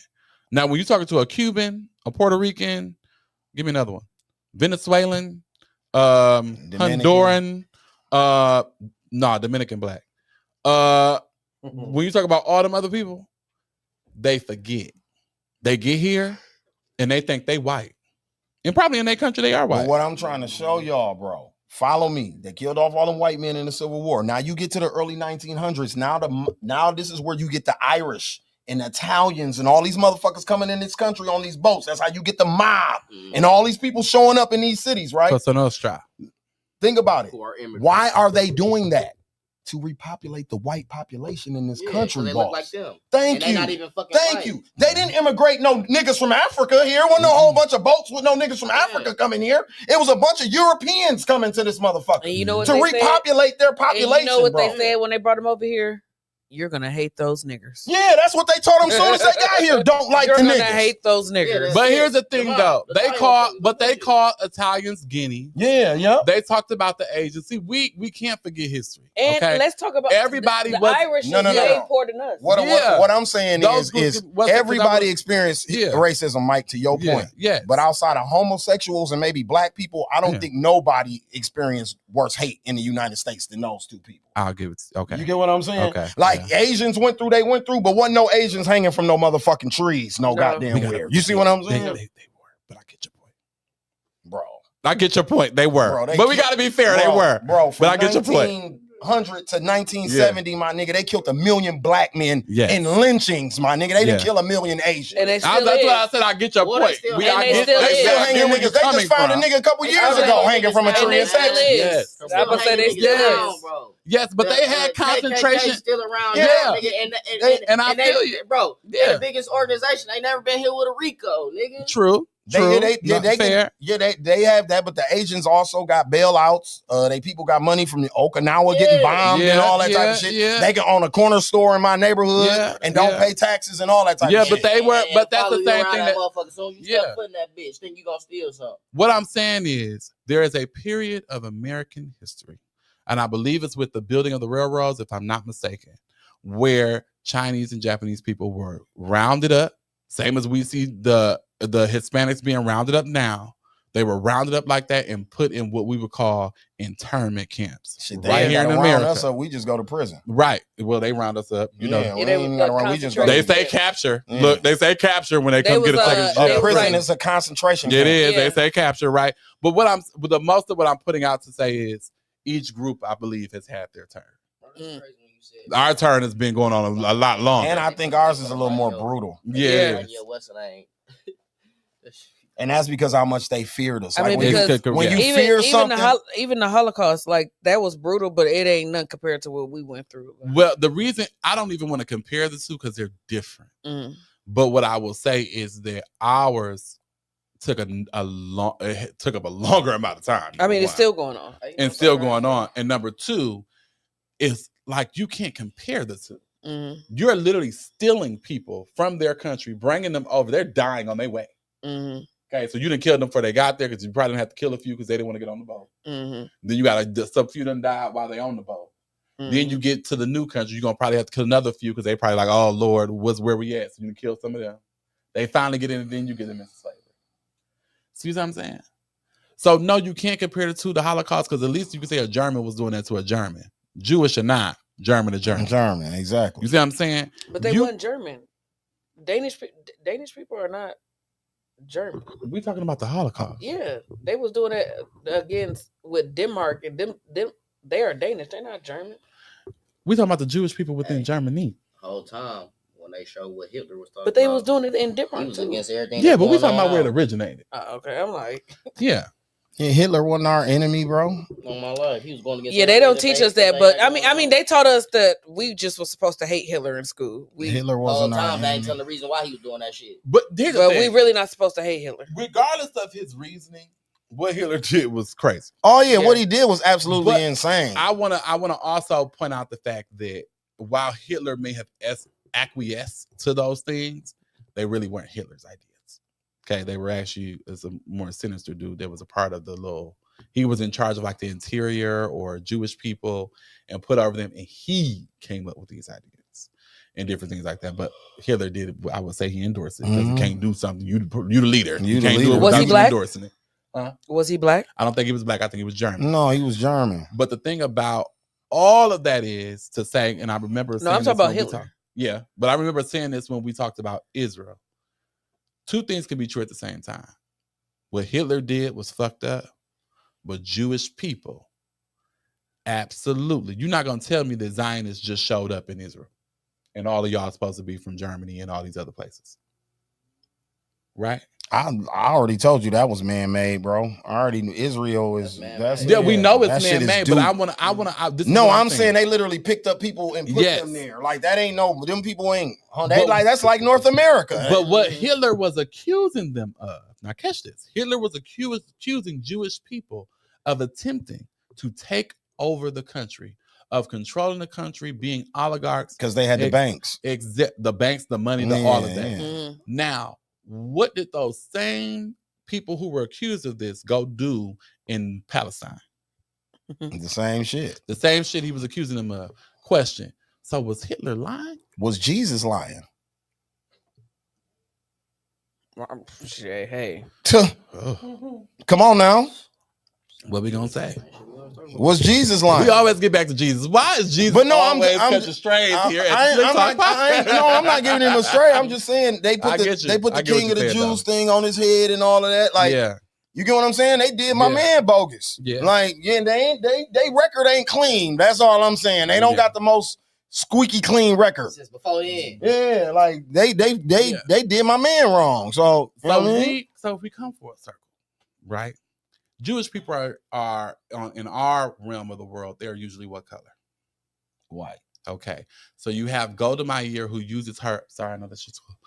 Golda Meir who uses her white privilege, comes across from Israel, says to other white people here in America and the racist white president, oh my God, look at these brown people who are Palestinians who are trying to keep us from taking their shit. Help us. Can you come help us? Yeah. And you want to know why they had to come over to the U.S.? Because the people who were already the fuck over there knew they was doing some sinister shit and said, we're not helping. You know why? Because even the British people whose colony it was, these Zionists were bombing them. They were shooting them. They were killing them. So it seems like, well, nowadays it's starting to seem like motherfuckers just sick of the U.S. bullshit, right? To the point it seems like ain't nobody scared of us no more, right? So, question: even though we really don't run shit in the world, and motherfuckers seem like they scared of us, you think if this motherfucker goes down and everybody mind the world go down? Here's the thing about America. America doesn't, because this ain't the only continent or country. No, you see what I'm saying? Yeah, the thing about it is America doesn't rule by, every other country kind of rules by money. Like China rules by money and resources. And that's what I'm saying. In America, how the fuck anybody, we in debt? But there are a number of countries in debt to us. So that's even, and then to what Mike is saying too, the other thing, Lil G, is the United States is sitting at the cool table. If you get what I'm saying. If this was school, we're sitting at the cool table. So we good. Right. You understand what I'm saying? Our allies and our friends, the gang that we with, you can't fuck with this. We made the game. We made the game. This our game. People that's running with us, we got the money, the resources. You can't fuck with us. Yeah. That's like the vice lords, right? Yeah, it's like the vice lords. One of the founders. Yeah. With them. Yeah. It's like a vice lord. If you got the leader of the vice lords, you can't come and be like, well, nigga, you're no longer the leader. Like, nigga, I founded this shit. Exactly. Fuck you mean I'm no longer the leader? Nigga, I helped build this. All nations of vice lords coming underneath this shit. Yeah. All law governors. United Nations, League of Nations, United Nations, if you get into NATO. a dude over there and he close adjacent to me, that's what we gonna do. We gonna bomb on his shit. Like a motherfucker, you try to say, like, hey man, listen, man, I don't give a fuck what your ranking, what your status is, nigga. Law governs all events, nigga. I don't give a fuck what you talking about. We all run under the same script, boss. So when So when you look at America, America has a team.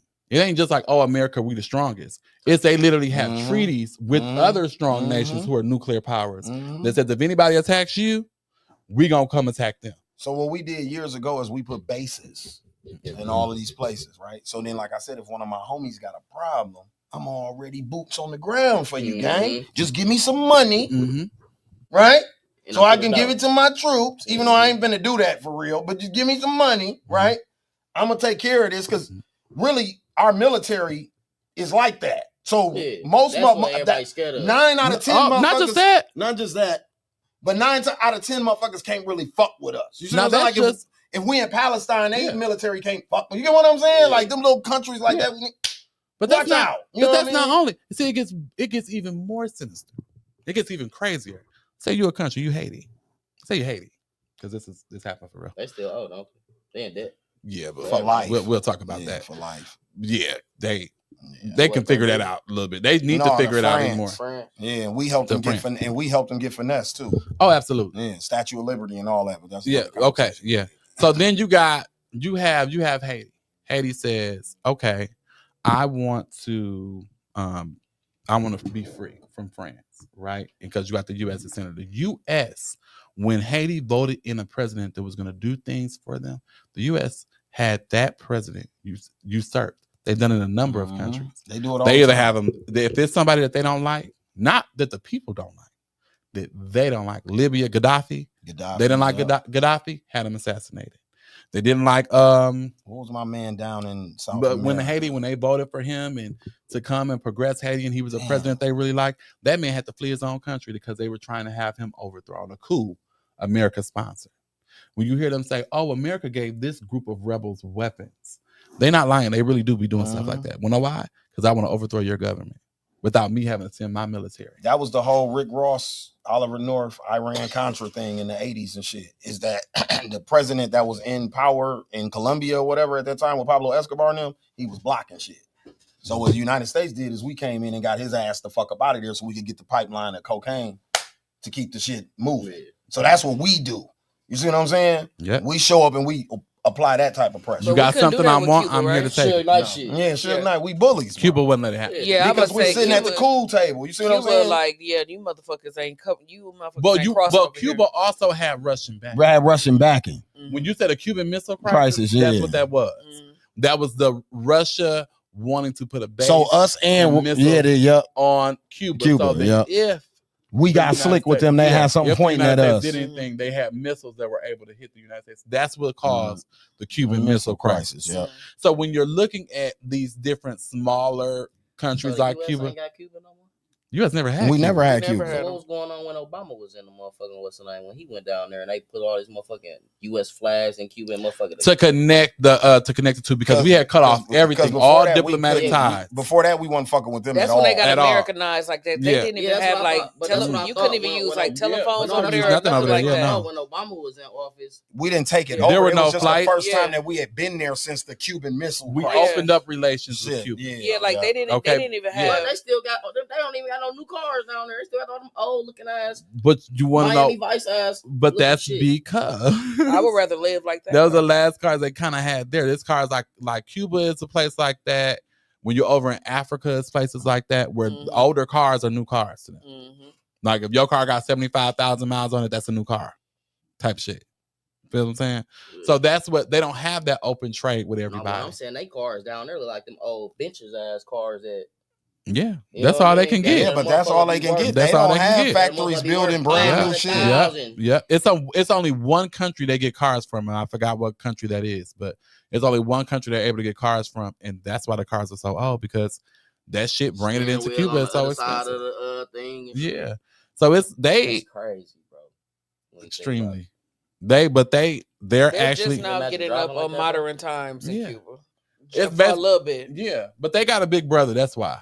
They big brother in Russia. Russia and all those different type of areas. If you're a smaller country with that type of backing, you're fine. Like it's no different in Israel to U.S. For example, with the Jews, if Kanye West performs "Hail Hitler" next month in Belize, he's getting arrested.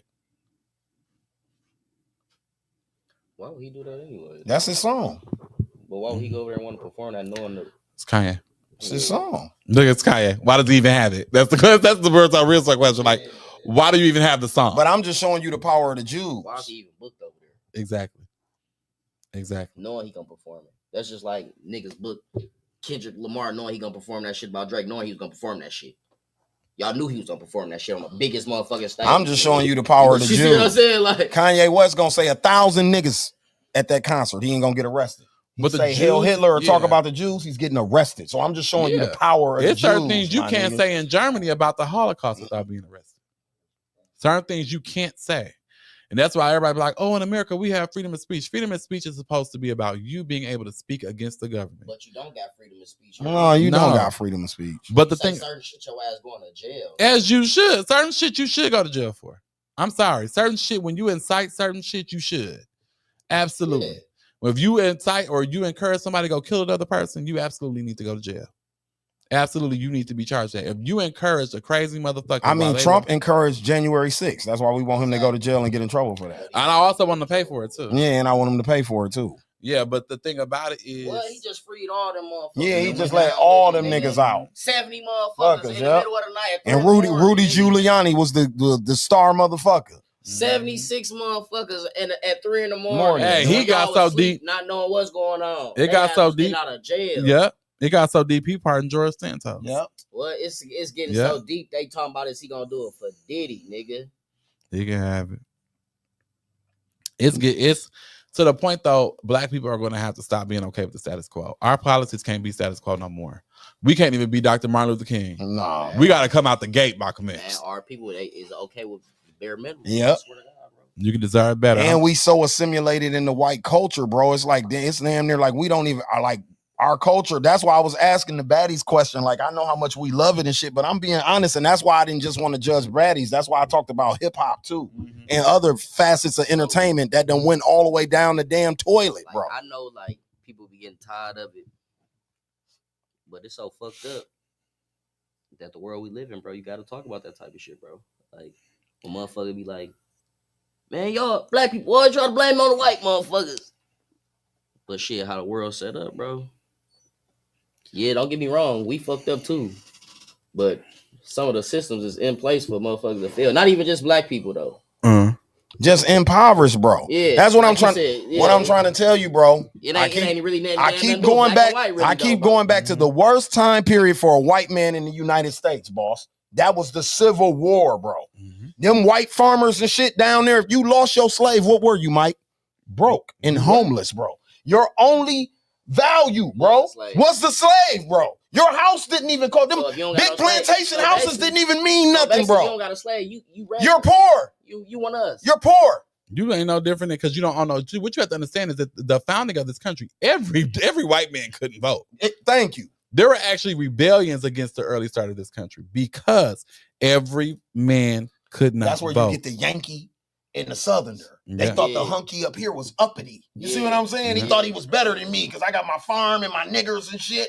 And you work in a plant, building airplanes and trains and shit. And you think you better than me because you got an education and your teeth and I ain't got no teeth. And I'm down here with the Django and them and shit. So you think you better than me, huh, white boy? We both white. Let's go to war. I kill your ass to keep these niggas. There's a difference between white people and white folks. So what I'm trying to tell you, white folks is like the niggas. But what I'm trying to tell you is white people is the African Americans. So the white folks is who put Donald Trump in office, and he don't even fuck with the white folks. That's what I'm trying to show you about the paradox. But I'm trying to break. What I'm country. trying to break down for you is this: it don't matter what table white people sit at, they always gonna benefit. They're gonna eat regardless. Regardless, bro. Yeah. Black people think. For the connection, black people think, and this is just in general. And I want y'all to look at presidencies, whether it's a Democrat or it's Republican. White men are never not at the table. Never, not at the table. Never. Man, white men are never not at the table. Never. Any industry, they bro. Always there. Anything that's going on. There. It's gonna be even if it's one. Now, even if he ain't at the table, he ain't at the he's there. He done paid for y'all to get there. He done paid for the table for all of y'all to get there. He's there some type of house. He picking up the tab. Yeah. My thing is this. We don't always have that. We don't have the luxury to be like, you know what, I'm going to vote Republican this time. You know why? Because it don't matter whether you vote. When you vote Republican, that does not guarantee that your people are in the room. And then even if they are in the room, it ain't going to be your people. No. And then I ain't going to lie. It's so fucked up too. Yeah. Just like I said, like, that's why I'm glad that you've been on the last couple episodes with these type of topics, bro. Yeah. Nigga. A lot of motherfuckers, like you said, motherfuckers just automatically think they Democrat because they black. They don't even know what parties represent what. Yeah. Like, oh, I'm Democrat. I'm Democrat. Whole time, you just vote Democrat because they put that black motherfucker, supposed to be black motherfucker face up there and he's a Democrat on this side. And it makes you think. I'm going to say something unpopular for the Milwaukee area. When the last time y'all seen Gwen Moore? We talked about that last week. Did I say that last week? Yeah. What I call her ghost of elections past. Y'all ain't gonna see her. But what I'm telling you is, bro, you kill Martin Luther King, right? When he died, he's a Democrat. So my grandmama gonna want to be a Democrat, bro. You see what I'm saying? How fucked up that type of shit is, bro. Like the Jesus, nigga. Thank y'all you. Posting it. Thank you. But y'all posting this dead because what I'm trying to tell you is, and this who y'all we supposed to. What I'm saying is, be the person who's supposed to come save. What I'm saying is, 2 days before the man died, it's the way. It's his way. 2 days before the man died, he had just changed his mind. So how do you know 2 years later he wasn't going to change his mind and say, "Hey, black people, we need to join another party or go in another direction"? But he got killed, so you don't know what the fuck he was going to say. But his focus wasn't the party. No, it wasn't the party. But what I'm saying, he influenced. Yeah. How black people voted. I'm telling you, my grandmother, I'm not speaking just to be talking. No. My grandmother, it was Jesus Christ and Martin Luther King when it came to my grandmother, bro. Period. In real life, I understand what he's saying too. Mike, because you got to think, bro, a lot of motherfuckers don't know what they voting on. They just want to vote. They just went to vote for Obama because he was black. We following what I'm saying. Everybody not outside the box. Everybody not outside the box thinkers like me and you, bro. The average everyday black nigga does not think like me and you. So they're gonna go with whatever the Joneses are doing. But if the Joneses are saying Dr. King said we need to vote Democrat, then the average dumb nigga gonna go vote Democrat. And I fuck with that to a certain extent. But I want you to hear what I'm saying for a second. That's like if Tyler Perry ran for president. Everybody gonna try to vote for him. Because he's black, all the women gonna try to vote for him and all that. Just like you said, bro. If Dr. Martin Luther King was following, and I'm not saying that's what you're saying he's teaching, but I'm just saying, if he followed that train of thought, he would have never left the Republican Party.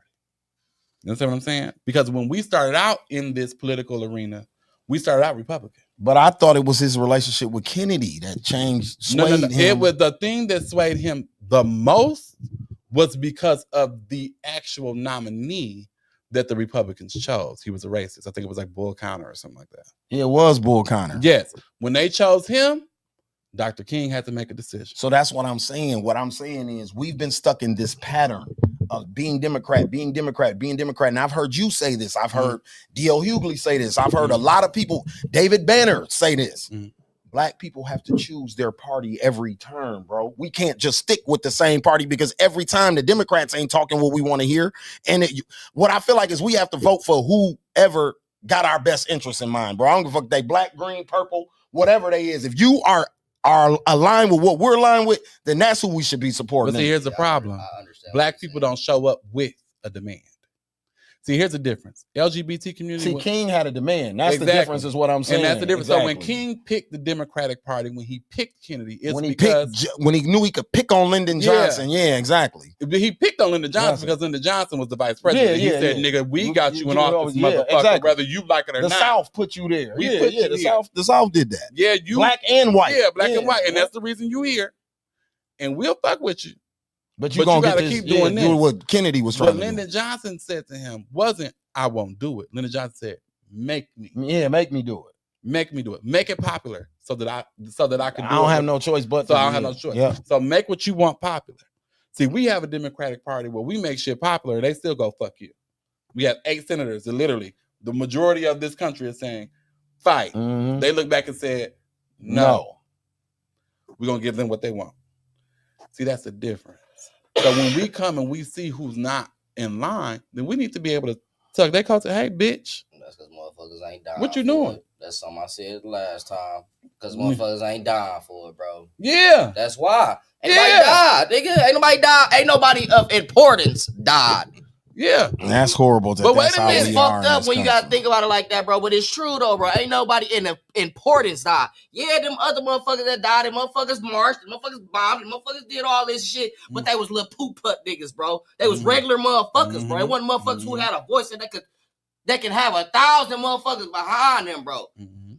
You got motherfuckers who did that, and the first thing that they do to tarnish this man when the police sit on his fucking neck is he was on drugs. But what I'm trying to, they said about everybody. They say that about everybody. They throw that on anybody that they want to put smut on. Was on drugs. They say everybody on drugs. But you see, it wasn't a motherfucker who had a million motherfuckers behind him. But what I'm trying to tell you, want to know the worst way to make a nigga look to American public? Say they on drugs. That's literally all you got to do is say is that they're on drugs. But hold on, a white person, that's it. But George Floyd is up there with Dr. Martin Luther King, and I'm gonna tell you why. Because his death made that much of an impact across the world. Yeah, his death. Black Lives Matter what was G sparked. saying is he didn't put in the work that King them put. Like he didn't. It wasn't. Like, it was two different type of movements. Bro. Like King them got holes down. They you slept. See what I'm saying? Like they sat down in restaurants they weren't supposed to be in. I feel what you're saying, but what I'm trying to break down for you is that what Dr. Martin Luther King had to get a Nobel Peace Prize to do. What I'm saying is King. The difference. George Floyd did that in his death without any of it. But the thing is, King didn't have social media either. George Floyd had social media. George Floyd didn't lead nobody, bro. That's you true. See what I'm saying? They just did that shit off the strength of his name. Yeah. And I just seen the Black Lives Matter chick about to get sued or something. 1,000 niggas behind him, bro. But he didn't.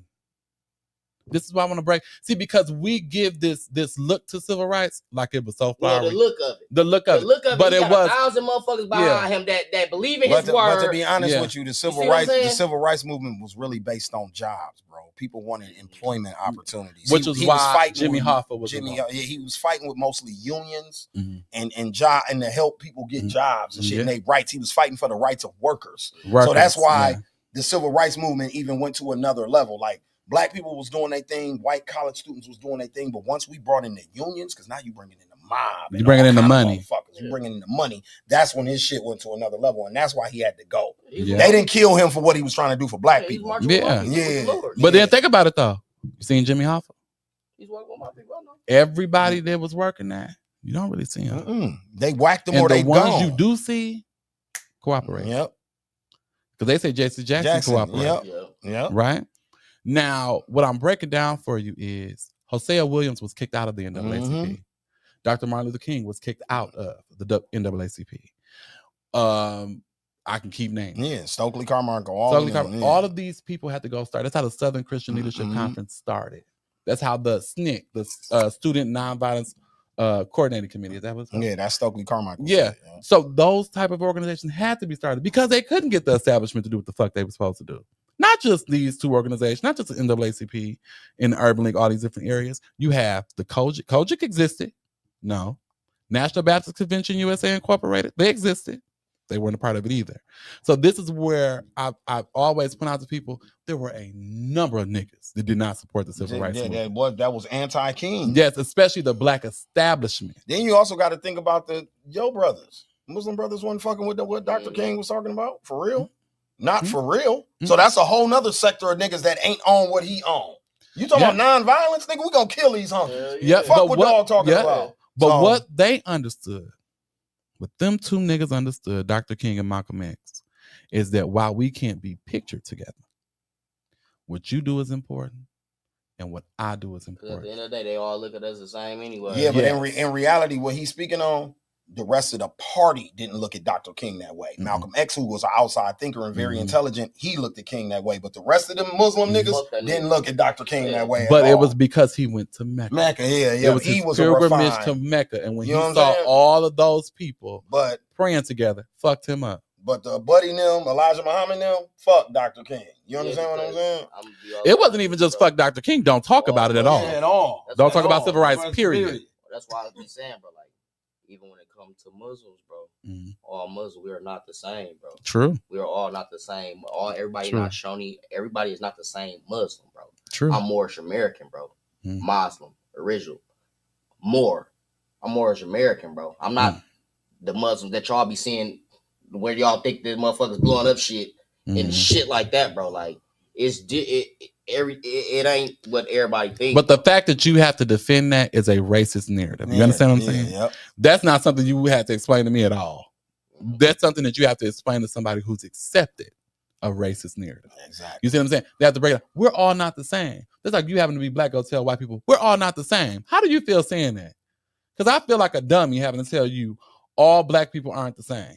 You should know that. You should know that already. Okay, that should be something to click. I don't have time to defend my people to you every time I see your face. Whether you black, green, blue, or indifferent. I come defend the gay to y'all all the time. No. My energy usually is you can kiss my ass, right? So the thing about it is your identity as a Moorish American or Muslim brother shouldn't be something that you defend no matter what room you in. A person who I'm Muslim regardless. Yeah. But I'm just saying, like, it's different. Just like you said, like, we all for the same cause. Yeah. Different type of Christians. We different shit. You see what I'm saying? Yeah. I call myself a back row Christian. Just like when like everybody, I'm Vice Lord. Yeah. Everybody that under the 5 ain't Vice Lord, bro. I really don't have to. But to be honest with you, I really don't have to jam with you, bro. But to be honest with you, just because you under the 5, bro, we not the same shit, bro. To be honest with you, little bro, the way that you thinking and you talking is a westernized way of thinking. When Malcolm X went and made his Hajj to Mecca, he realized that all Muslims are the same. It's just on this side of the planet where the white man runs shit. He done put this shit in place. You're this kind of Muslim. You're this kind of Muslim. Same thing he did with black Christians in America. You Baptist, you this, you that. So y'all can't even beat us. See what I'm saying? That's what the white man do. He put separation between just shit. Realized we all just serve the same God, bro. That's all it is, bro. Because you would never hear, because Jesus is respected in all Mosaic religions. You see what I'm saying? It's all stemming from the same thing. And we spend so much time talking about the difference that we don't talk about the similarities. And we don't say, hey, hold it. What your book say? My book say this. What your book say? And then we might get to some common ground. My book say it just said this way. The same yeah, like my book said until they get to the gospel. Yeah. It's the same story until we get to the gospel. The exact same thing, bro. It's the exact same. Bro. But see, here's my thing. Here's what I'll give you. The gospel has been perverted. Okay. Really, the way, it's not Jesus himself, it's Jesus the way. I am the way, the truth, and the light. Yeah, that right? Trinity bullshit. You hear what I'm saying? What he means by that is if you do it this way, you're gonna make it. I'm just trying to show you the way how to do it. He was the man version of God walking the planet Earth as an example for us what to be if you want to be like God, bro. Yes, but people focused on when people say he was faultless before his sight. That was the judgment. That's when he was in front of Pilate. Yeah, like he's faultless. Because Pilate said, I find no fault in this man.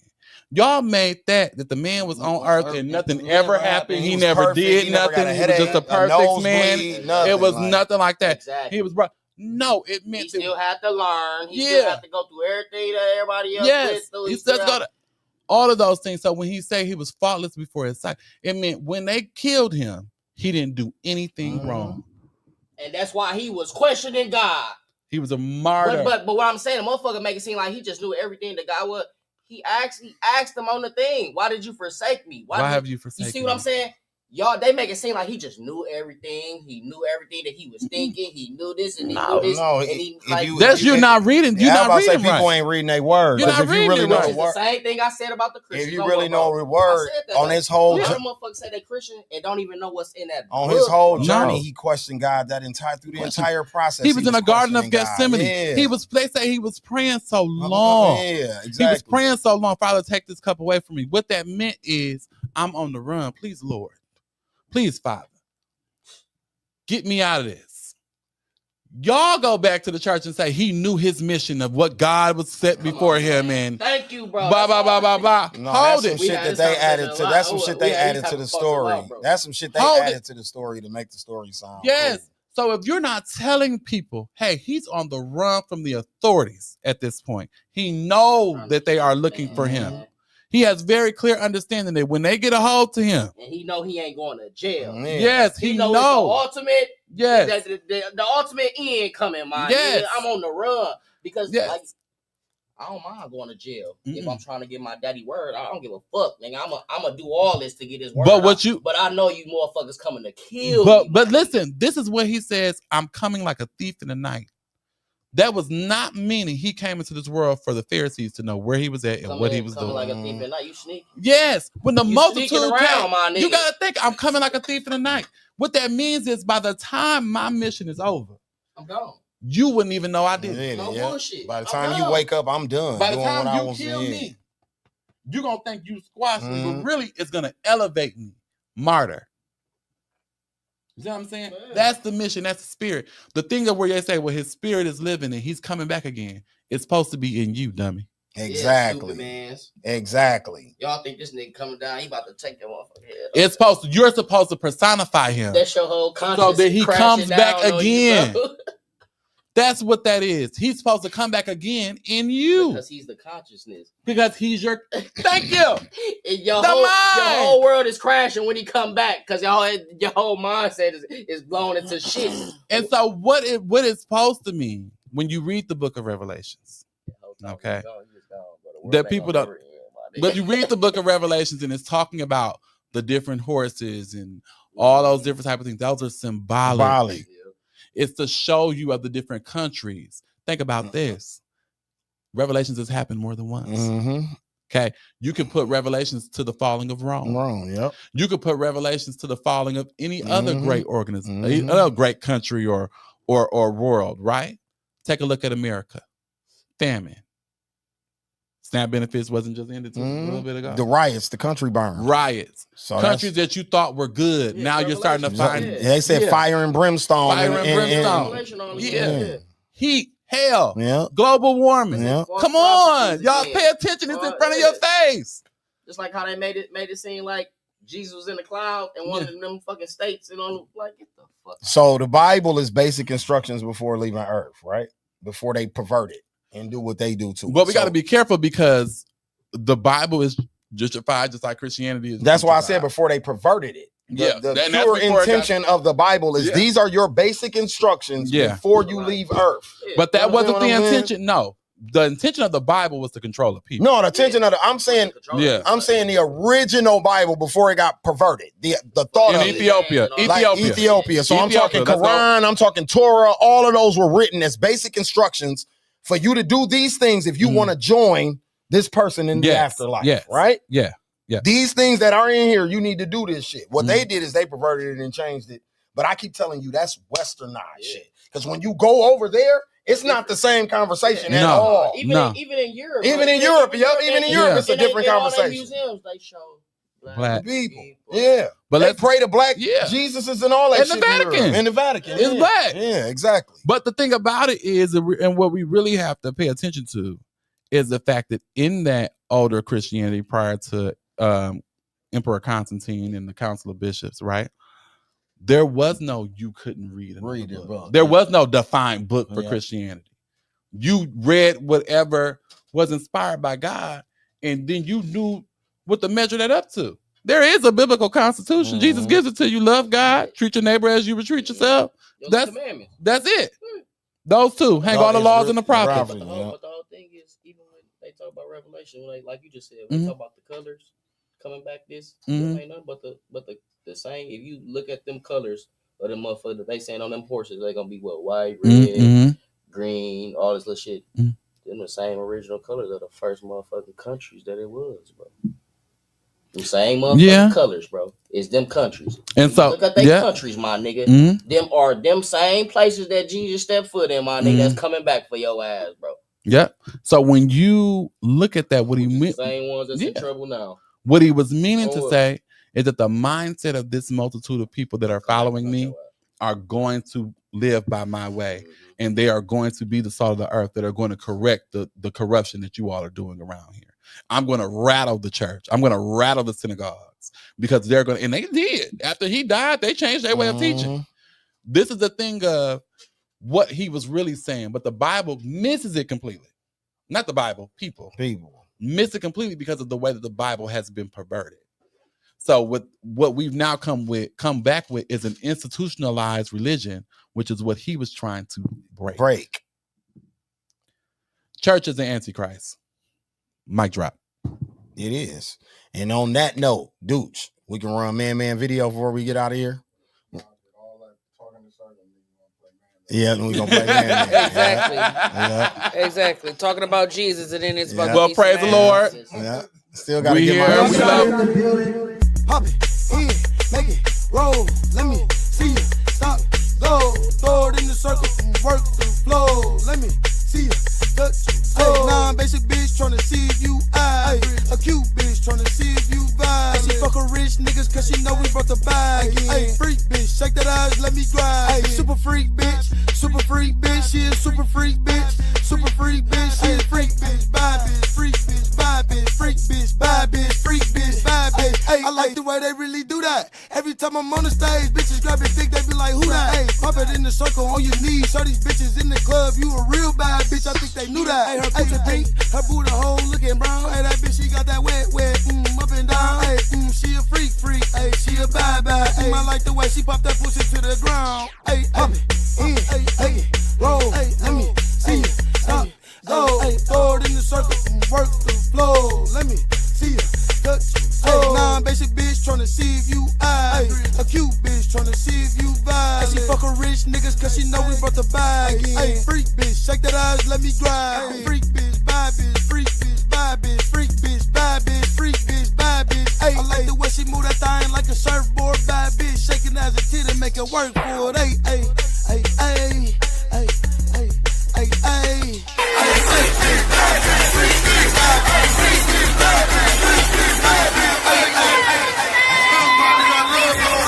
Ray shot this bitch, nigga.